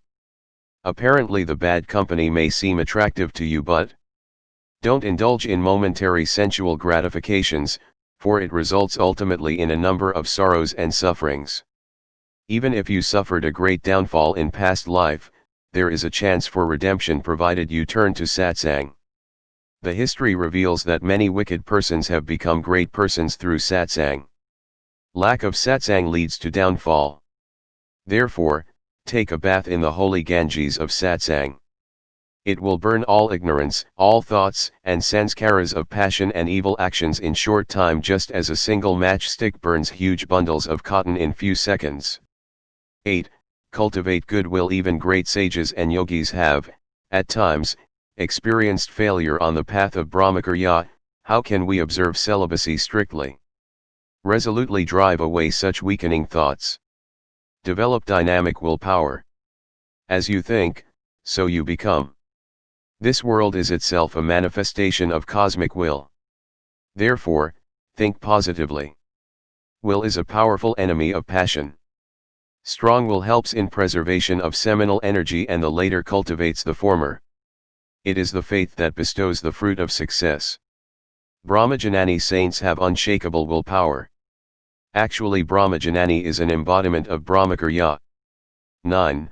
Practice Tribandha Pranayama. Practice of pranayama along with 3 bandhas, i.e. Mula Bandha, Uddiyana Bandha and Jalandhar Bandha, purifies the mind of all passion. Mula Bandha enables one to conquer passions, Uddiyana Bandha brings rapid spiritual progress, and Jalandhar Bandha develops intelligence. It should be learned from any adept in yoga. To begin with, 12 pranayama is enough. By this practice one becomes master in pratyahara. The Yoga Sutras say that to make the sense organs follow the intellect and to withdraw them from their objects is pratyahara. 12 times pratyahara leads to dharana, concentration. Mysteries of nature are revealed by the power of dharana. Sweetness in nature, uniqueness of intelligence and vibrant health are the marks of well-developed dharana. 12 times dharana practiced culminates into dhyana, meditation. 12 times dhyana practiced turns into savikalpa samadhi, and 12 times uninterrupted savikalpa samadhi leads to nirvikalpa samadhi. Thus, by constant practice a sadhaka can become an adept in yoga, siddhayogi, riddhis and siddhis, miraculous powers, obey his commands. Even yaksas, gandharvas and kinnaras seek an opportunity to serve him. Such a holy man fulfills the desires of worldly people by merely his strong willpower. A sadhaka should aspire for this goal. One who observes Brahmacarya, who leads a life of purity, can only succeed in this goal. Friends, be not disappointed even if you fail several times. Do not give in to failure. When you get up early in the morning, sit for a while on your bed and meditate. Animal is dragged by natural tendencies to sorrows and sufferings. I am not born to lead animalistic life. I won't destroy my life in sensual pleasures. I will march ahead. I will exert vigorously to control my senses and mind to transcend the nature. Hari Om. Om. Om. God's infinite power resides in my heart. Hari Om. Om. Om. I will not be impressed by the lifestyle of passionate worldly people. Hari Om. Om. Om. This practice will give miraculous benefits. You love, you pray the Almighty, omnipresent, omniscient Lord. At times you call him earnestly for his help. God is our sure guide. He always helps us, gives us strength and intelligence, and a sadhaka defies lowly passionate nature. God's infinite power is ready to help you. Do not be disappointed. Don't be depressed. Don't give up courage and hope to attain success even if you have failed again and again. Bravo! Be courageous. Try again. Read this book again and again. Think over it seriously. You can easily progress successfully in any field. Will you join courage? Overeating, excessive sleeping, garrulousness, excessive sex indulgence and excessive traveling destroy our innate abilities. Whereas, self-control and exertion develop our hidden abilities and thereby lead us to God realization. When the neem tree, Margasa, moved. I narrate an event which occurred in the life of my Sadgurudev, Reverend Sri Lilashaji Maharaj. It happened during the pre-partition times in the province of Sindh. There was a dispute about the ownership of land between the Hindus and the Muslims. The British court failed to give any judgment in this case. At last, religious leaders from both the communities agreed to have an out-of-court settlement. They had a mutual understanding that whichever community had the mightier saint will have title to the land in dispute. There was a neem tree on one side of the border of the land. Both parties agreed that whichever community's saint wrought a greater miracle on the disputed land would have the ownership of the land. At that time my Gurudev's name was Swami Lilaram. Leaders of the Hindu community approached Swami Lilaramji and said, "You are our only saint. We tried our level best to get the land but we failed. Now the credit of the Hindu community is in your hands. When a storm causes shipwreck in the ocean and it is beyond the capacity of man to reach the seashore, God alone is the savior. If an egotist goes to a saint, he gains nothing, but if one goes with humility and with a sense of surrender he gains something. Out of compassion the saint readily showers blessing upon people endowed with faith and humility." After listening to their prayers, Sri Lilaramji went to the assembly held at the disputed site and sat on the ground placing his head between his knees. On seeing him in this unassuming and simple manner, the members of the opposite party mistook him for a fake holy man without any miraculous powers whatsoever. They whispered, "What can this saint do? Victory is ours." The Muslim fakir first displayed his magic, mantras and tantras. Then came the turn of Sri Lilaramji. Although he appeared to be an ordinary-looking person, he was a mighty saint and a master of yoga, who remained absorbed in a constant state of communion with cosmic consciousness, bliss absolute. He was so deeply absorbed in the all-pervading, omnipotent reality that it was his own experience, earth, space, nay, all cosmos exists in my being. Not even a leaf can move without my power. The sun, the moon, the stars, and the galaxies move in their orbits on my command. Everywhere in all these different forms, I am sporting. I am the Lord of the universe. This apparently impoverished-looking self-realized saint could make things happen according to his will, and nobody, in this world or the other, could check it, for his will is one with the divine will. Nature becomes a pliant servant of such saints. Sage Vashistha said in Yoga Vashistha, "Oh, Ramji, there is none in the universe who can disobey the command of a saint."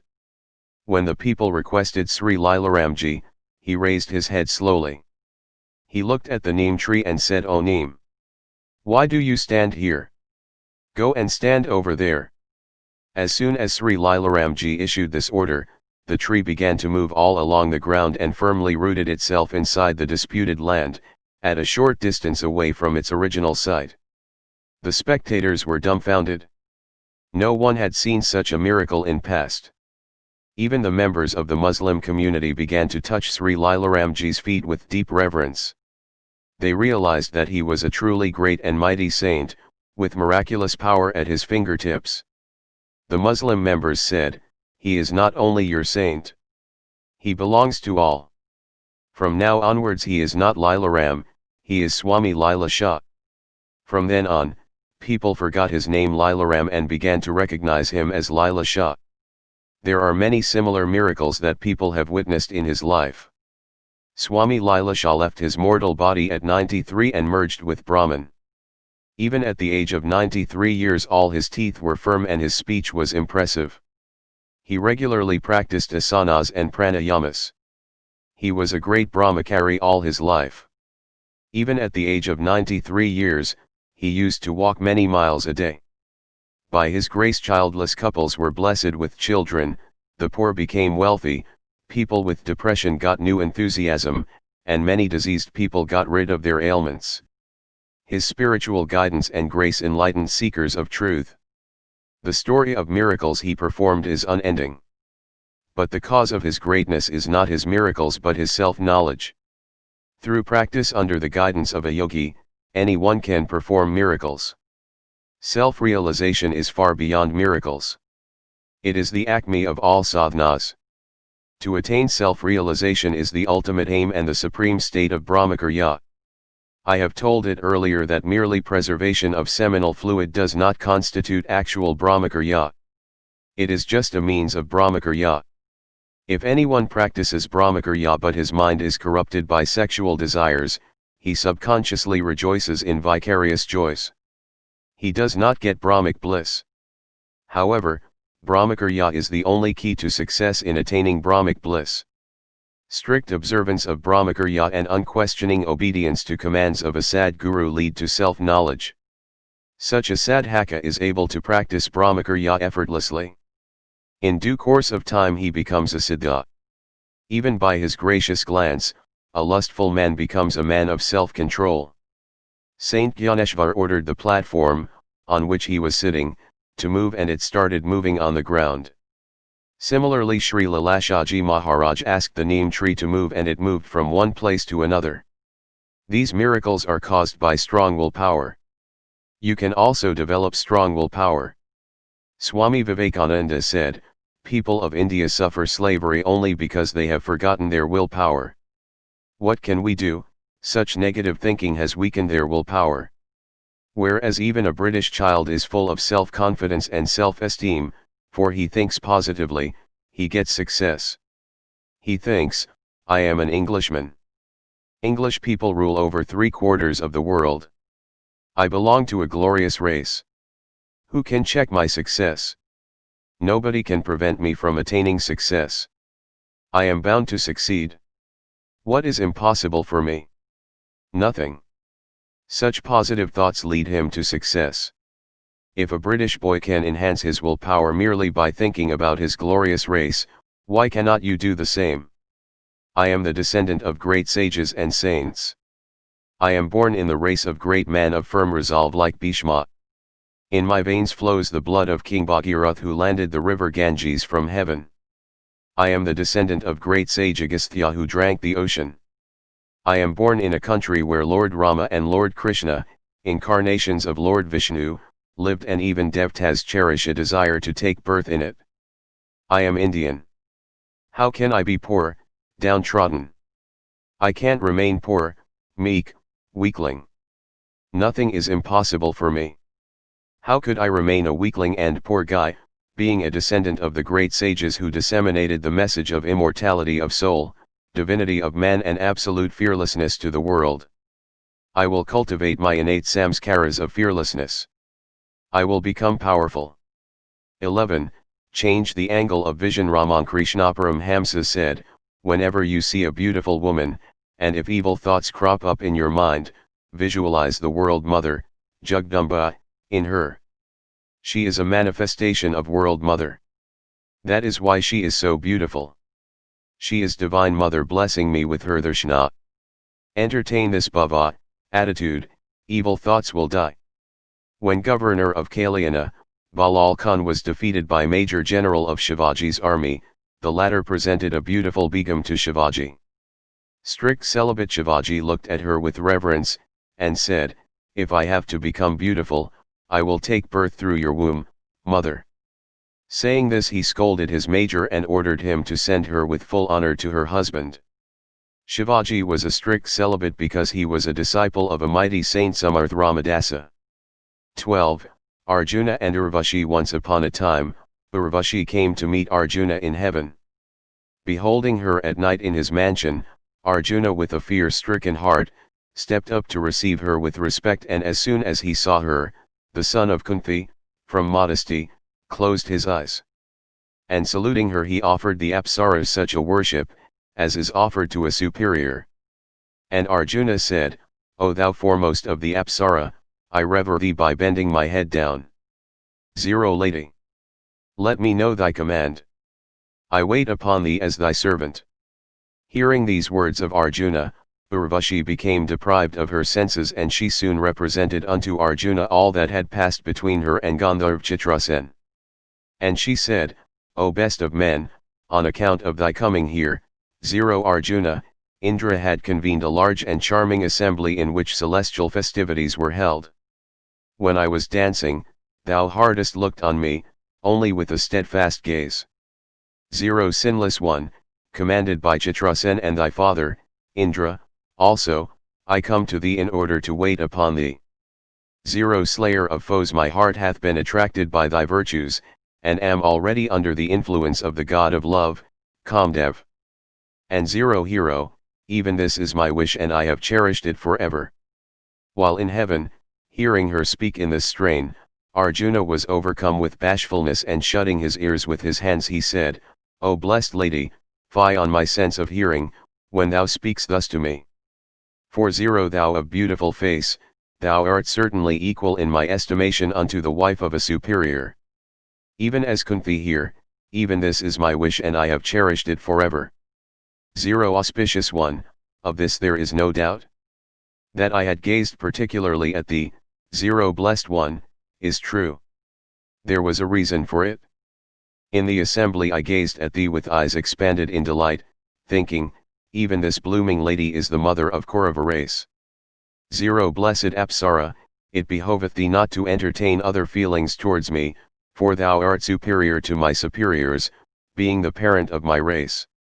Hearing these words of Arjuna, Urvashi answered saying, O son of the chief of the celestials, we Apsaras are free and unconfined in our choice.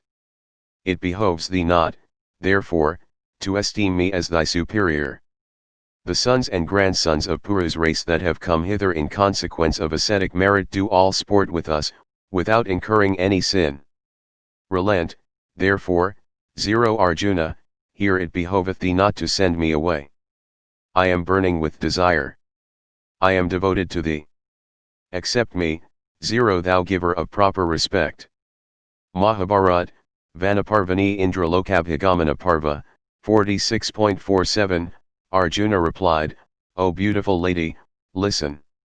I truly tell thee. Let the 4 directions and the transverse directions, let also the gods listen.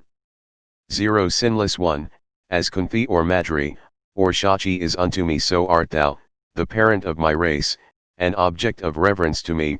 Return, I bend my head unto thee, and prostrate myself at thy feet. Thou deservest my worship as my own mother, and it behoveth thee to protect me as a son. Thus addressed by Arjuna, Urvashi was deprived of her senses by wrath.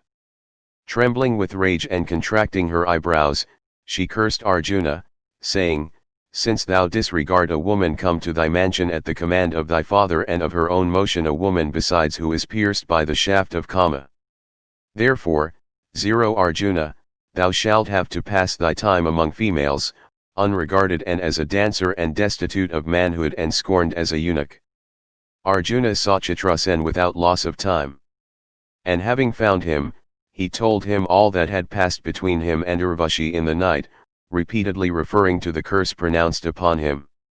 And Chitrasen also represented everything unto Indra. And Indra, calling his son, Arjuna, unto himself in private, and consoling him in sweet words, smilingly said, 0 Thou best of beings, having obtained thee, 0 Child, Kunti hath today become a truly blessed mother.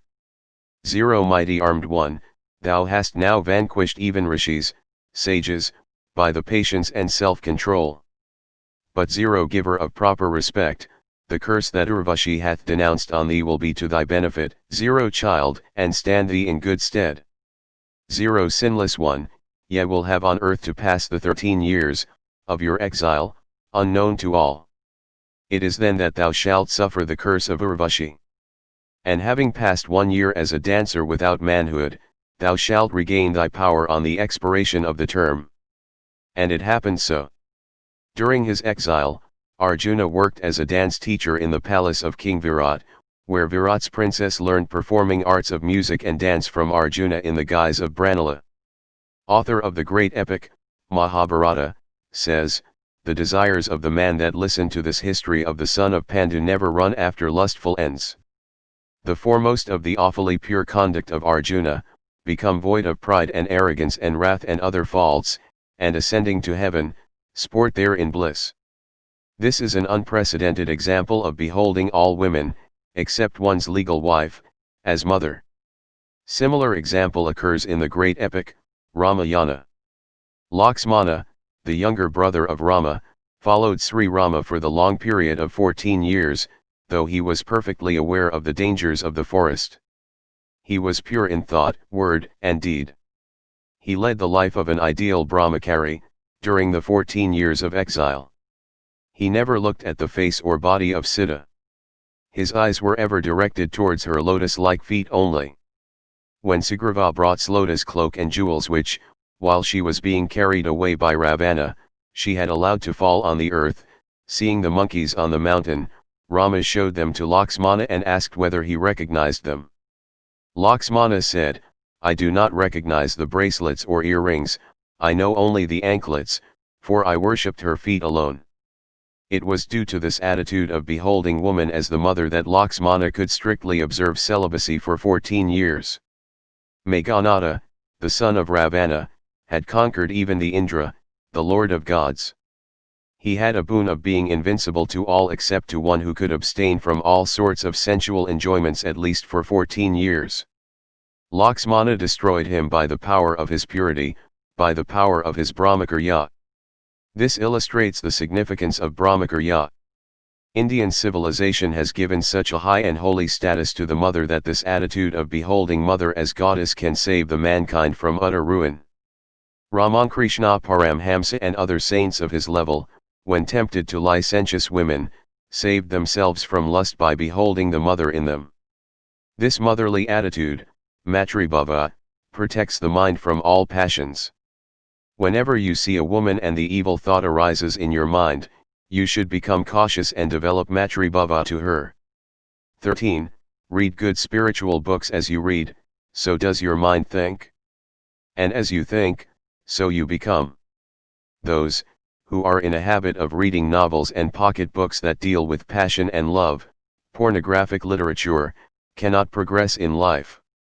Novel reading fills the mind with base, lustful thoughts and excites passion. Therefore, one who reads such literature cannot preserve his seminal energy.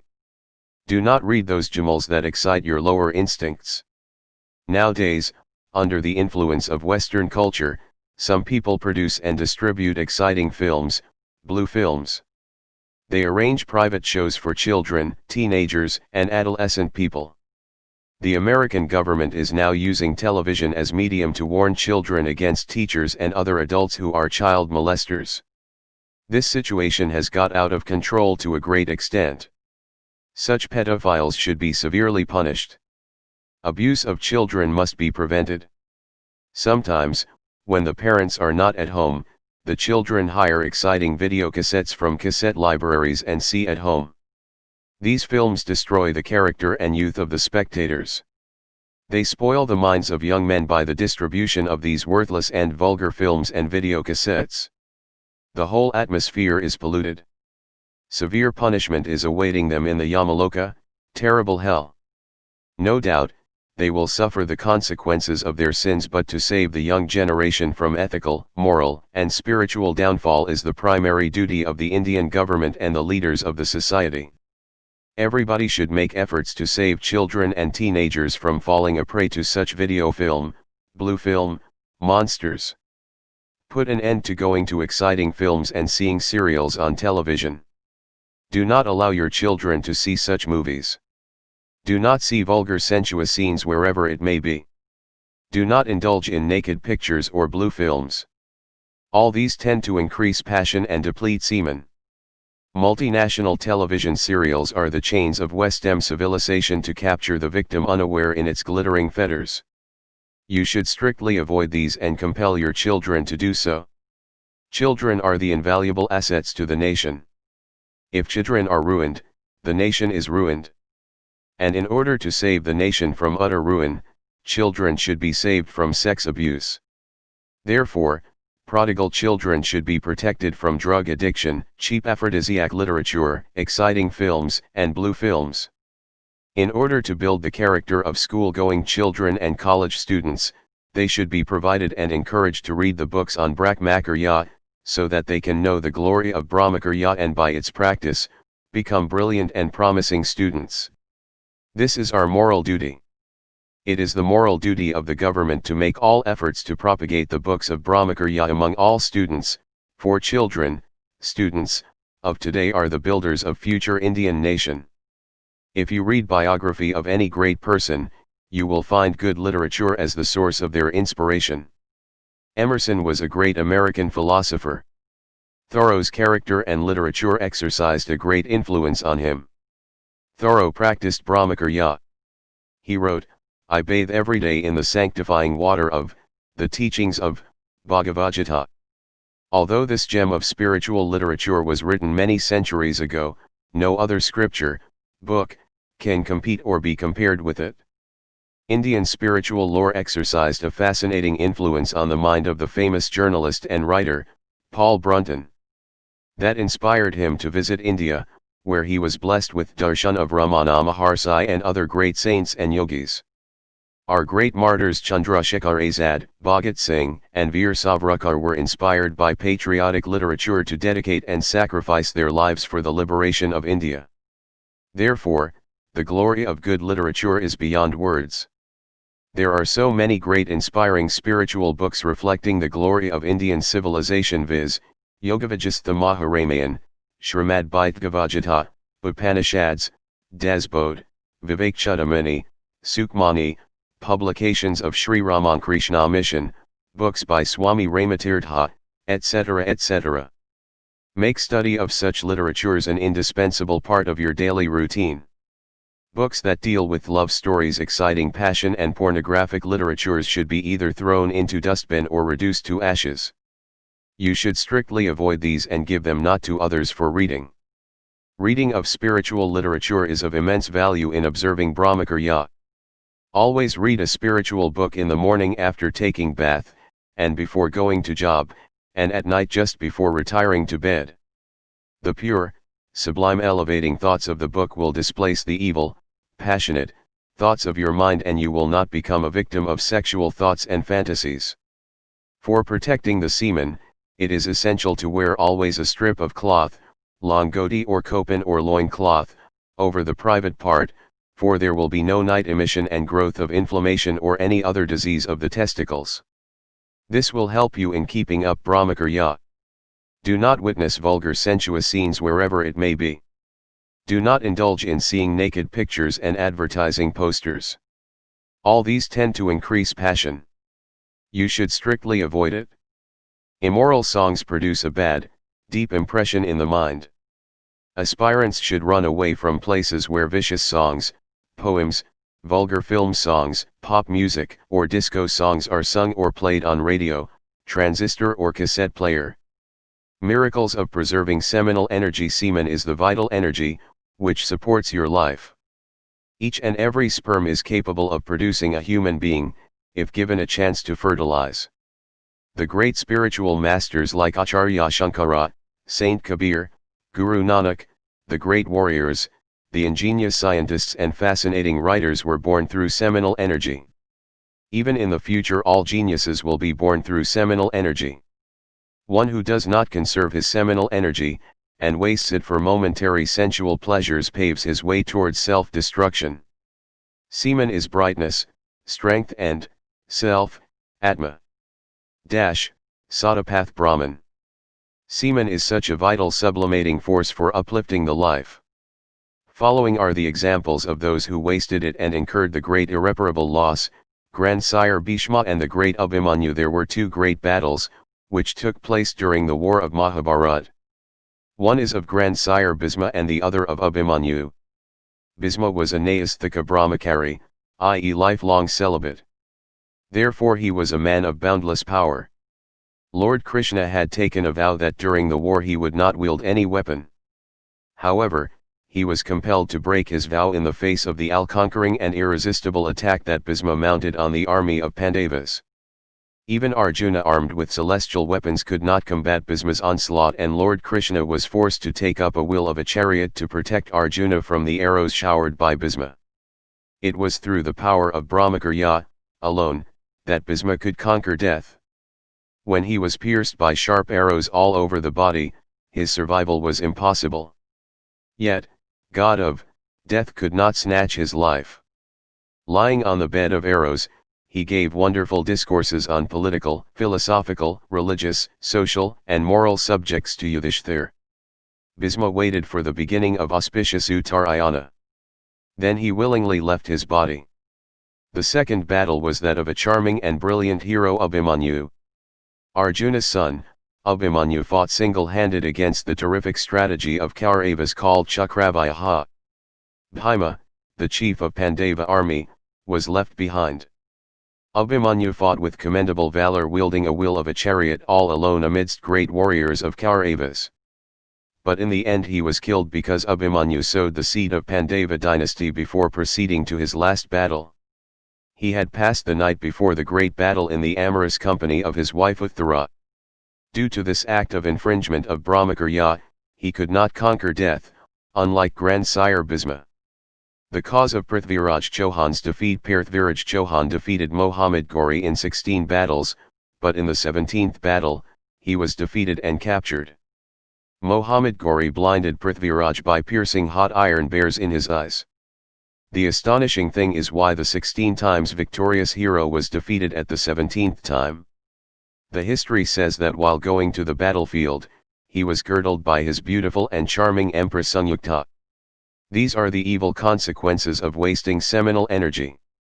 You might have heard about heroic feats of Mahavir Hanuman, the great devotee of Lord Rama. Hanuman burnt the whole Lanka and brought news of Sita to Rama. In doing this, he crossed the ocean by flying in air. In the great war between Rama and Ravana, Hanuman killed many heroes of the Rakshasa army. In that war he made Ravana unconscious by giving just a single blow of his fist on Ravana's head. He did many superhuman acts. Carrying a big mountain, to get life-giving herb, Sanjeevani for unconscious Lakshman, and other great activities were nothing for Hanuman. It was his celibacy that made him a great hero. Napoleon, the great conqueror, said, "Impossible is not a French word." Yet he was defeated in the Battle of Waterloo. It is said that, when he fell from his zenith, he had split his white blood before going to the battle. In the evening preceding the battle, he is reported to have allowed himself to be thrown into the well of carnal pleasure. In the Bible, Samson has been described as an ideal of courage and bravery. "My strength is the strength of 10 because my heart is pure. I never felt the kiss of love, nor maiden's hand in mine." But when he enjoyed the poisonous wine of a lady's eyes, all his bravery and heroism vanished in no time. Swami Ramatirtha survey. When Swami Ramatirtha was a professor, he had drawn a list of successful and unsuccessful students. From their inner condition and character, he had come to the conclusion that students, who were engrossed in base pleasures, during the examination days or just before the examination, were often unsuccessful, even though they were said to be good students in the class. On the other hand, those students whose hearts were pure and one-pointed during examination, were always successful. To control the sexual desires is a Herculean task. That is why Manu said, one should not share his seat even with one's stepmother, sister, or daughter. The organs of senses are not easily controllable and lead to the fall of even educated people. A word of caution to the youth. I would like to tell something, especially to the youth, for the future of India lies in their hands. In ancient India, youth worked for upliftment of the nation and discovered scintillating secrets of the spiritual realm. The youth of modern India is blinded by luxurious living and indulgence in sexual pleasure. Fashion, style, Epicureanism, gluttony, and luxury have occupied their minds. The vices and bad practices are ruining their health, vitality, and willpower. This sexual energy pronounced on the youth. It fills him with so much anything and everything in is a boon given by God to the youth. It is not a curse when this sexual energy develops in adolescent, a youth, vigor and self-confidence that he feels that he can do the world. But he becomes victim of vices and bad practices. Evil effects of masturbation. These bad practices and bad habits of masturbation or excessive sexual intercourse drain the energy enormously. There appears boils on the body, acne or eruptions on the face, blue lines around the eyes, sunken eyes, pale face with anemia, loss of memory, loss of eyesight, discharge of semen along with urine, enlargement of the testes, pain in the testes, debility, drowsiness, gloominess, palpitation of heart, pain in the back, loins, head and joints, weak kidneys, fickle-mindedness, lack of thinking power, bad dreams, wet dreams and restlessness of mind. In the end he suffers from sexual impotency and sterility. This happens particularly in the age group of 17 to 29 years. Preservation of this divine energy during this period leads to the attainment of strong willpower, good behavior, sharp intellect and spiritual exaltation. It is my sincere appeal to the youth to realize the value of the vital fluid. You must try your level best to preserve every drop of semen. You should learn and follow the proven techniques of preserving seminal energy. It has been observed that ordinary aids to the practice of celibacy, like fasting, diet control, etc., give temporary benefits only. An experiment done in USA. A scientific experiment was carried out in an American school of science. 30 students were given no food for a fixed period of time. It was observed that their libido subsided. But when they were given food, libido increased. This shows that fasting gives only a temporary benefit in observation of celibacy. Ignorant people adopt foolish methods to kill the indriyas in order to control sexual desires.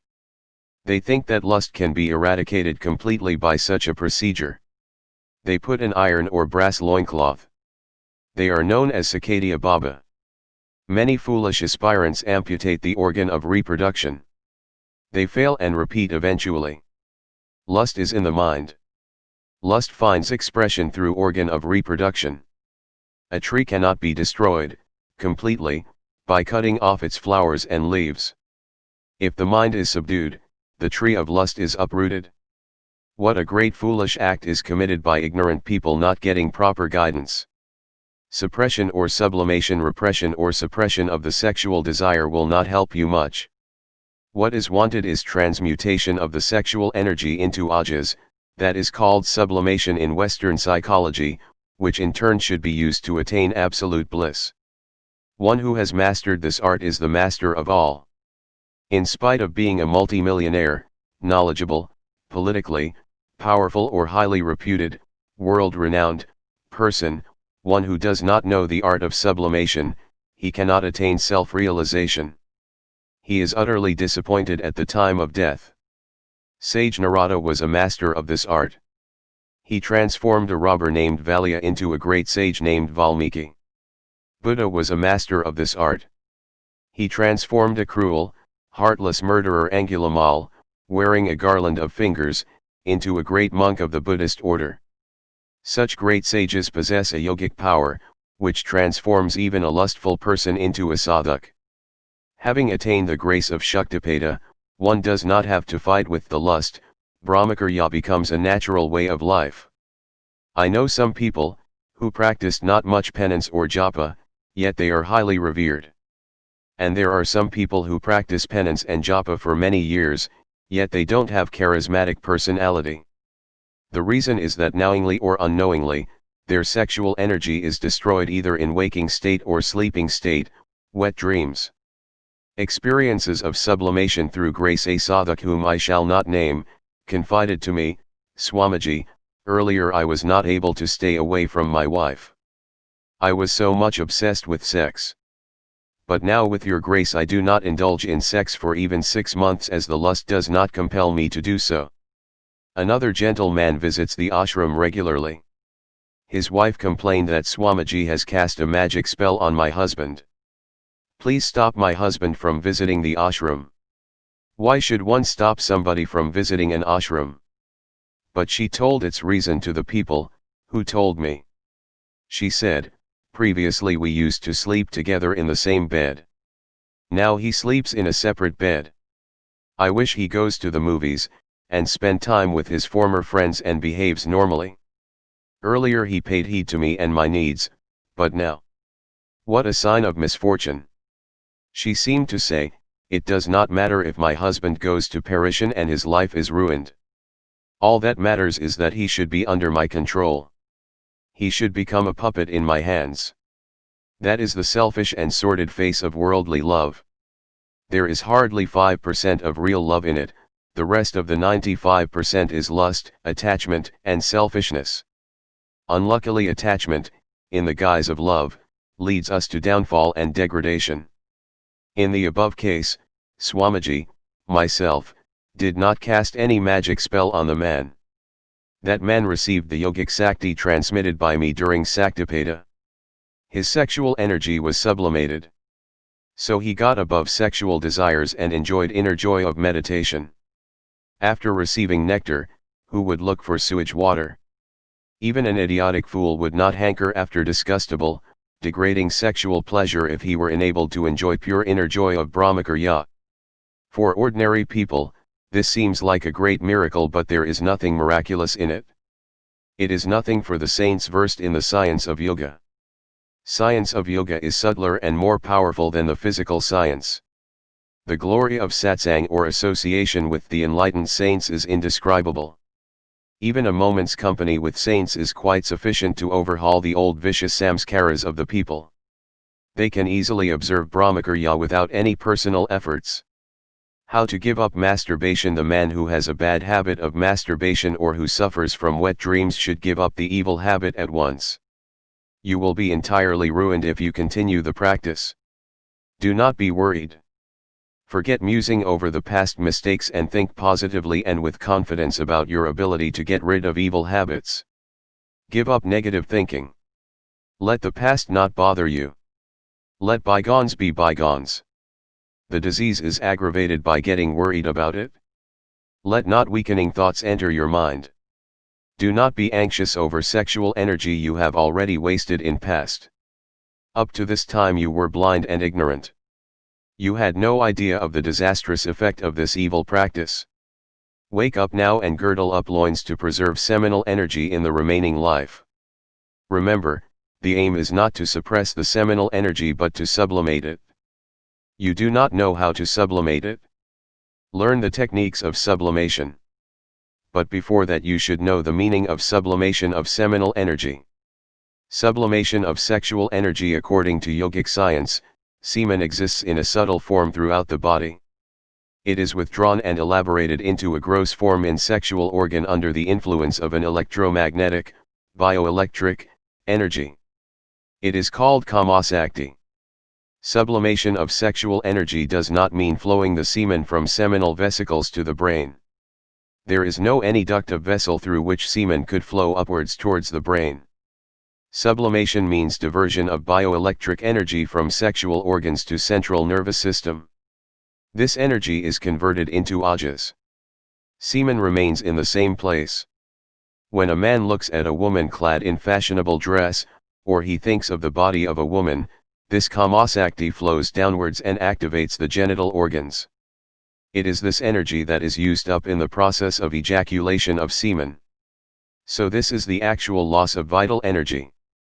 The yogi penetrates into the subtle hidden nature of things through inner vision. The allopathic doctors and biologists do not understand the inner yogic secrets and mysteries. Therefore, doctors often fail to cure some serious incurable diseases. But yogis can cure the same merely by casting a look or through his yogic powers. If you may not become a yogi who has achieved complete sublimation through self-realization, it would be helpful to learn and practice the following techniques of conservation of seminal energy. Techniques for conservation of seminal energy. Technique: when the sex center is stimulated, ejaculation of semen takes place. This method checks it effectively. If there is a thought of sexual desire in the mind, be alert. Concentrate your mind on genitals and contract the genitals inwards towards the belly, just as piston is pulled outwards to fill the pump with water. This is called yoni mudra. Then shut your eyes. Meditate. Now I am looking upwards from lower sex organs to the thousand-petaled lotus, Sahasrara chakra, in brain within my body. The seminal energy flows to whatever point, organ, the mind is focused on. If you focus the mind on Sahasrara chakra, the bioelectric energy, which would have otherwise been wasted in ejaculation through the activated Muladhara chakra, will be sublimated upwards to the Sahasrara chakra and will be transmuted into ojas. But mind well. If your mind is still covetous of sex pleasure, you will not succeed in preserving seminal energy. But if you practice for a few days with discrimination and strong will, you will get abundantly its rewards. You will directly experience that even though sexual desires come with a force of storm, with this technique applied, they subside within a few seconds. Another technique, whenever any strong sexual desire arises, exhale all the air from lungs completely and retain the breath out. Then contract your belly and take your navel back towards the spinal cord. By repeating this 2-3 times, the passion is pacified and you will be saved from seminal discharge. This technique is very simple, but it is a very important yogic maneuver. Air in the lungs is called apanavayu. With the strengthening of apanavayu, the sexual organ awakens and the mind becomes troubled. By forceful expiration of air, apanavayu is weakened. So it cannot activate the sex center. Moreover, by contracting the belly and navel backwards, the remaining energy in the sex center goes towards the navel. So there is no more energy left to activate sex center and thus ejaculation is prevented. This technique could be practiced in any place, without spending any money. This technique should be practiced regularly even when there is no sexual stimulation. It gives excellent benefits. Herbal Aid to Celibacy. One can make this Ayurvedic churna, without much cost at home. Take dried amlas, gooseberries, the fruits of a tree Umbilica officinalis and grind them into powder. Ready-made umla powder is available in the market also. Mix 2 parts of the umla powder with 1 part of powdered rock sugar. You may get this ready-made mixture from ashram also. Take 1 spoonful of the powder with water half an hour before going to bed. This powder thickens the semen. It also relieves constipation. It restores the balance of vata, wind, pitta, bile, and kapha, phlegm. It is also beneficial to those who get wet dreams. Even healthy people can take it as it helps in self-control. Use of gum. Soak 6 grams of gum of care tree, Acacia catechu, in water at night. In the morning take this soaked gum on empty stomach. If this causes loss of appetite, take a few slices of ginger with lemon juice 5 to 10 minutes before meals. Tulsi, Ocimum sanctum, a miraculous herb. Victor Rezin, a French doctor, says, Tulsi is a wonder drug. Tulsi is very useful in regulation of blood pressure, digestive system, erythrocytosis and mental disorders. It has antipyretic and antimalarial properties also. This has been proved by research scholars. Tulsi, basil, cures many diseases. Moreover, it helps in conservation of seminal energy. It improves power of memory. Leaf of Tulsi is an excellent herbal medicine. It restores imbalance of wind, bile, and phlegm and thereby helps in cure of many ailments caused due to their imbalance. It is very useful in cases of blood disorders, cough, worm infestation, etc. It is good for cardiac disorders also. A mantra useful in celibacy: take some milk in a cup.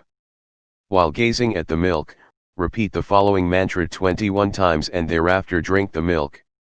This is an excellent aid to Brahmacarya. This mantra is worth remembering by heart. Is the woman the gateway to hell?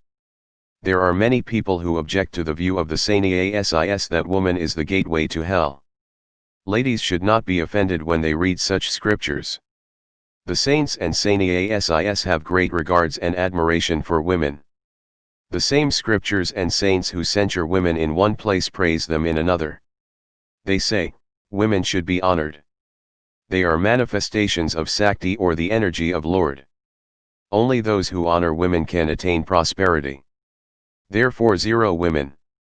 Try to know the heart of the scriptures and the saints and become wise. Certainly woman is the creatrix, generatrix, and nourisher of the universe. Lust is a potent force, very difficult to get rid of. That is the reason why the saint and scriptures have criticized women in order to create dispassion and discrimination in men and wean them from lustful tendencies and aggressive attacks.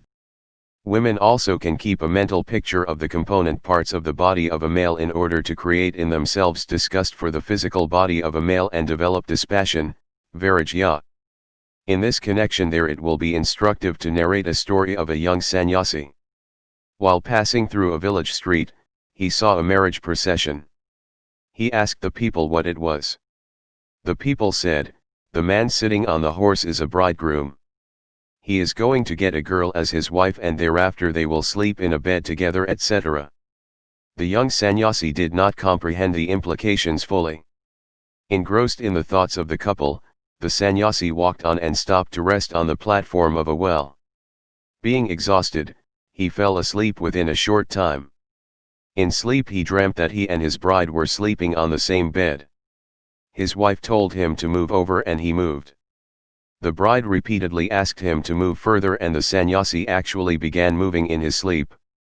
But his body was gradually reflecting the actions of dream by moving on the platform towards the well. So he fell into the well. The people passing by the road heard the splashing sound of someone falling into the well and came running. They managed to pull sannyasi out by a rope. The people asked him as to how he fell into the well. The sannyasi narrated them the story of his seeing the marriage procession and of his subsequent dream while sleeping on the platform of the well, and then he said aloud, "If the momentary company of a dream girl could throw me into the well, God knows where the groom's real wife will throw him." The moral is that mere thinking of a woman with sexual feelings causes a sadhaka's downfall. Therefore, beware. Try to know the heart of the scriptures and saints and take its benefits by following it. Do not find faults in their teachings. Do not blame them for criticizing women.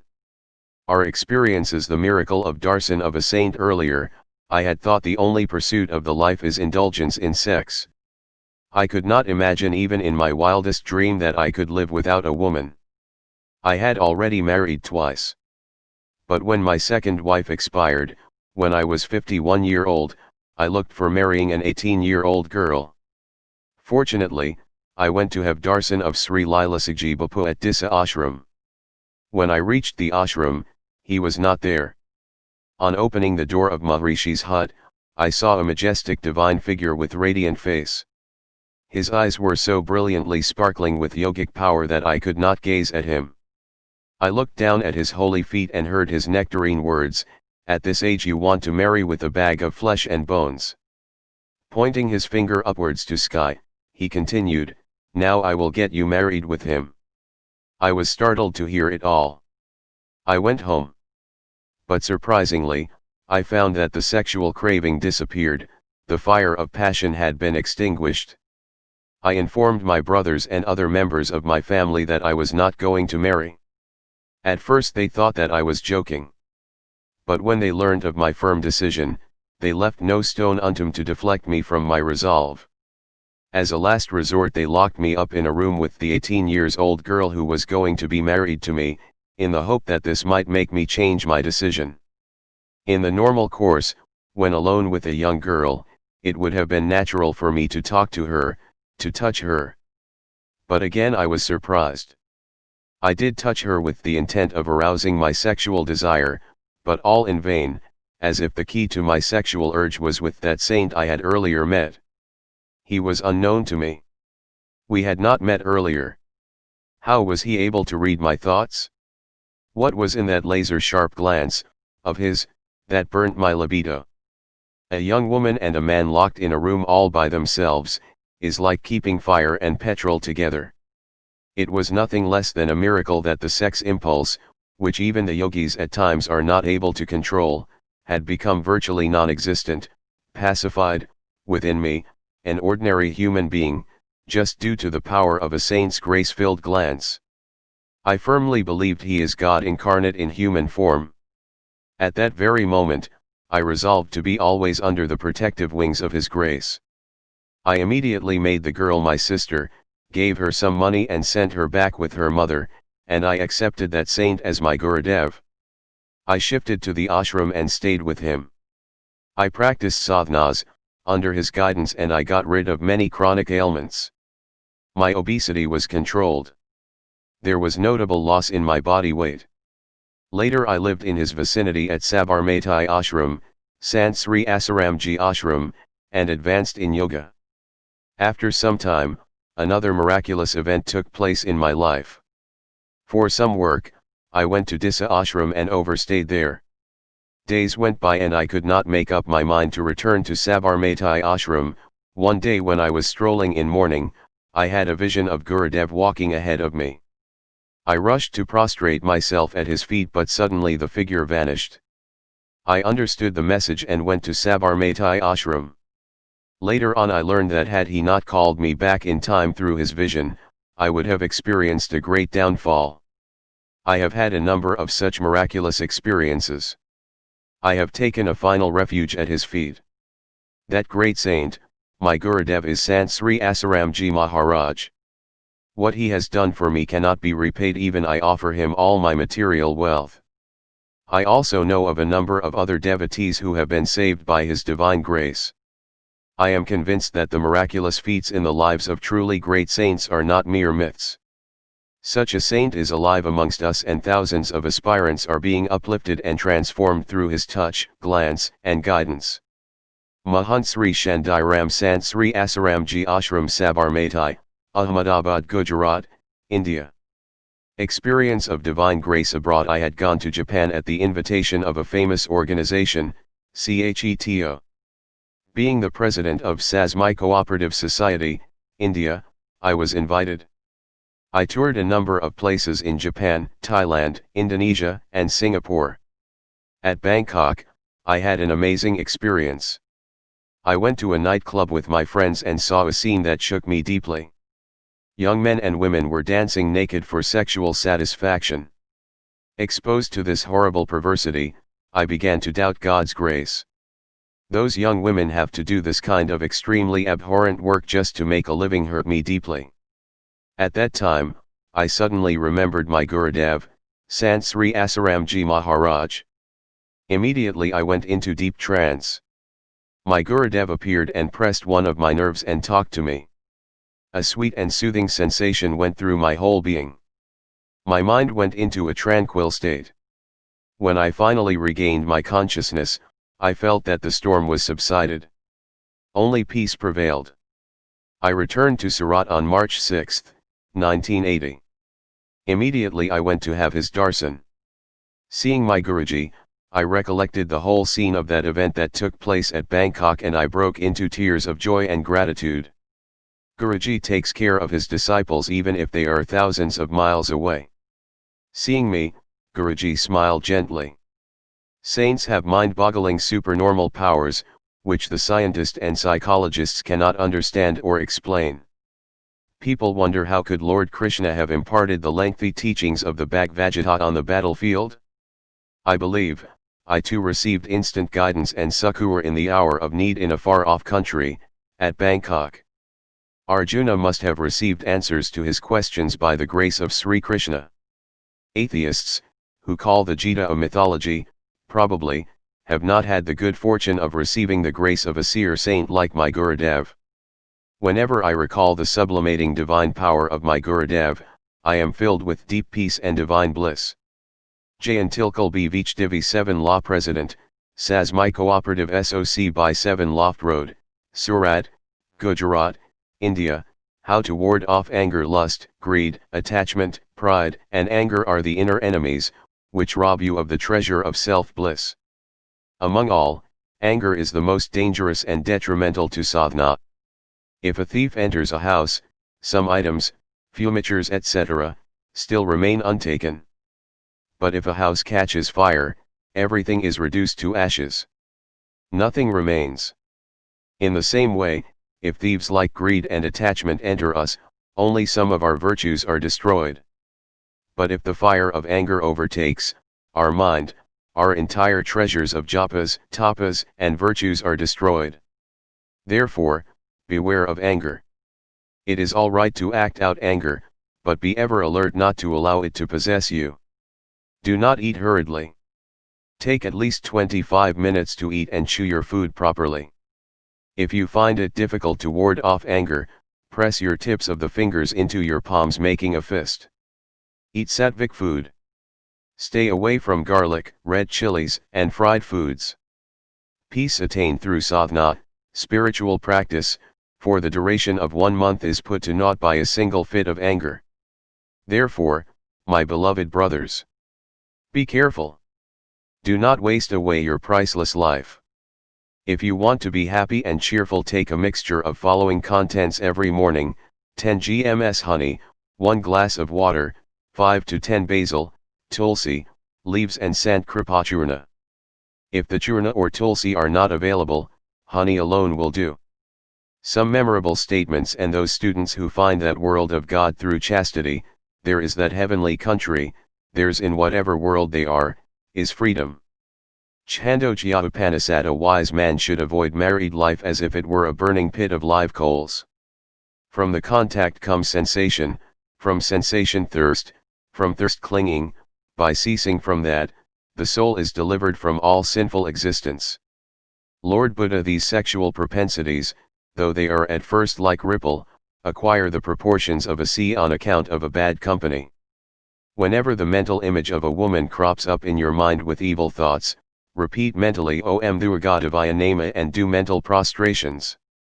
Swami Vivekananda: know that in this world there is nothing that cannot be attained by one who remains from birth to death a perfect celibate. In one person, knowledge of the 4 Vedas, and in another, perfect celibacy of these. The latter is superior to the former who is wanting in celibacy. The Mahabharata, all men and young men in particular, can experience the immediate benefit of chastity. The memory is quiet and tenacious, the brain lively and fertile, the will energetic, the whole character gains a strength of which libertines have no conception. No prism show us our surroundings under such heavenly colors as that of chastity, which lights up with its rays the least objects in the universe and transports us into the purest joys of an abiding happiness that shows neither shadow neither decline.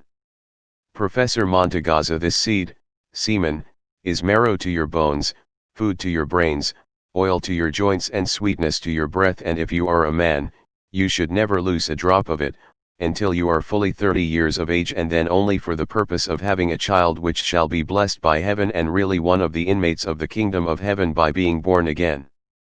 Dr. Malval Keith MD: chastity no more injures the body and the soul, self-discipline is better than any other line of conduct.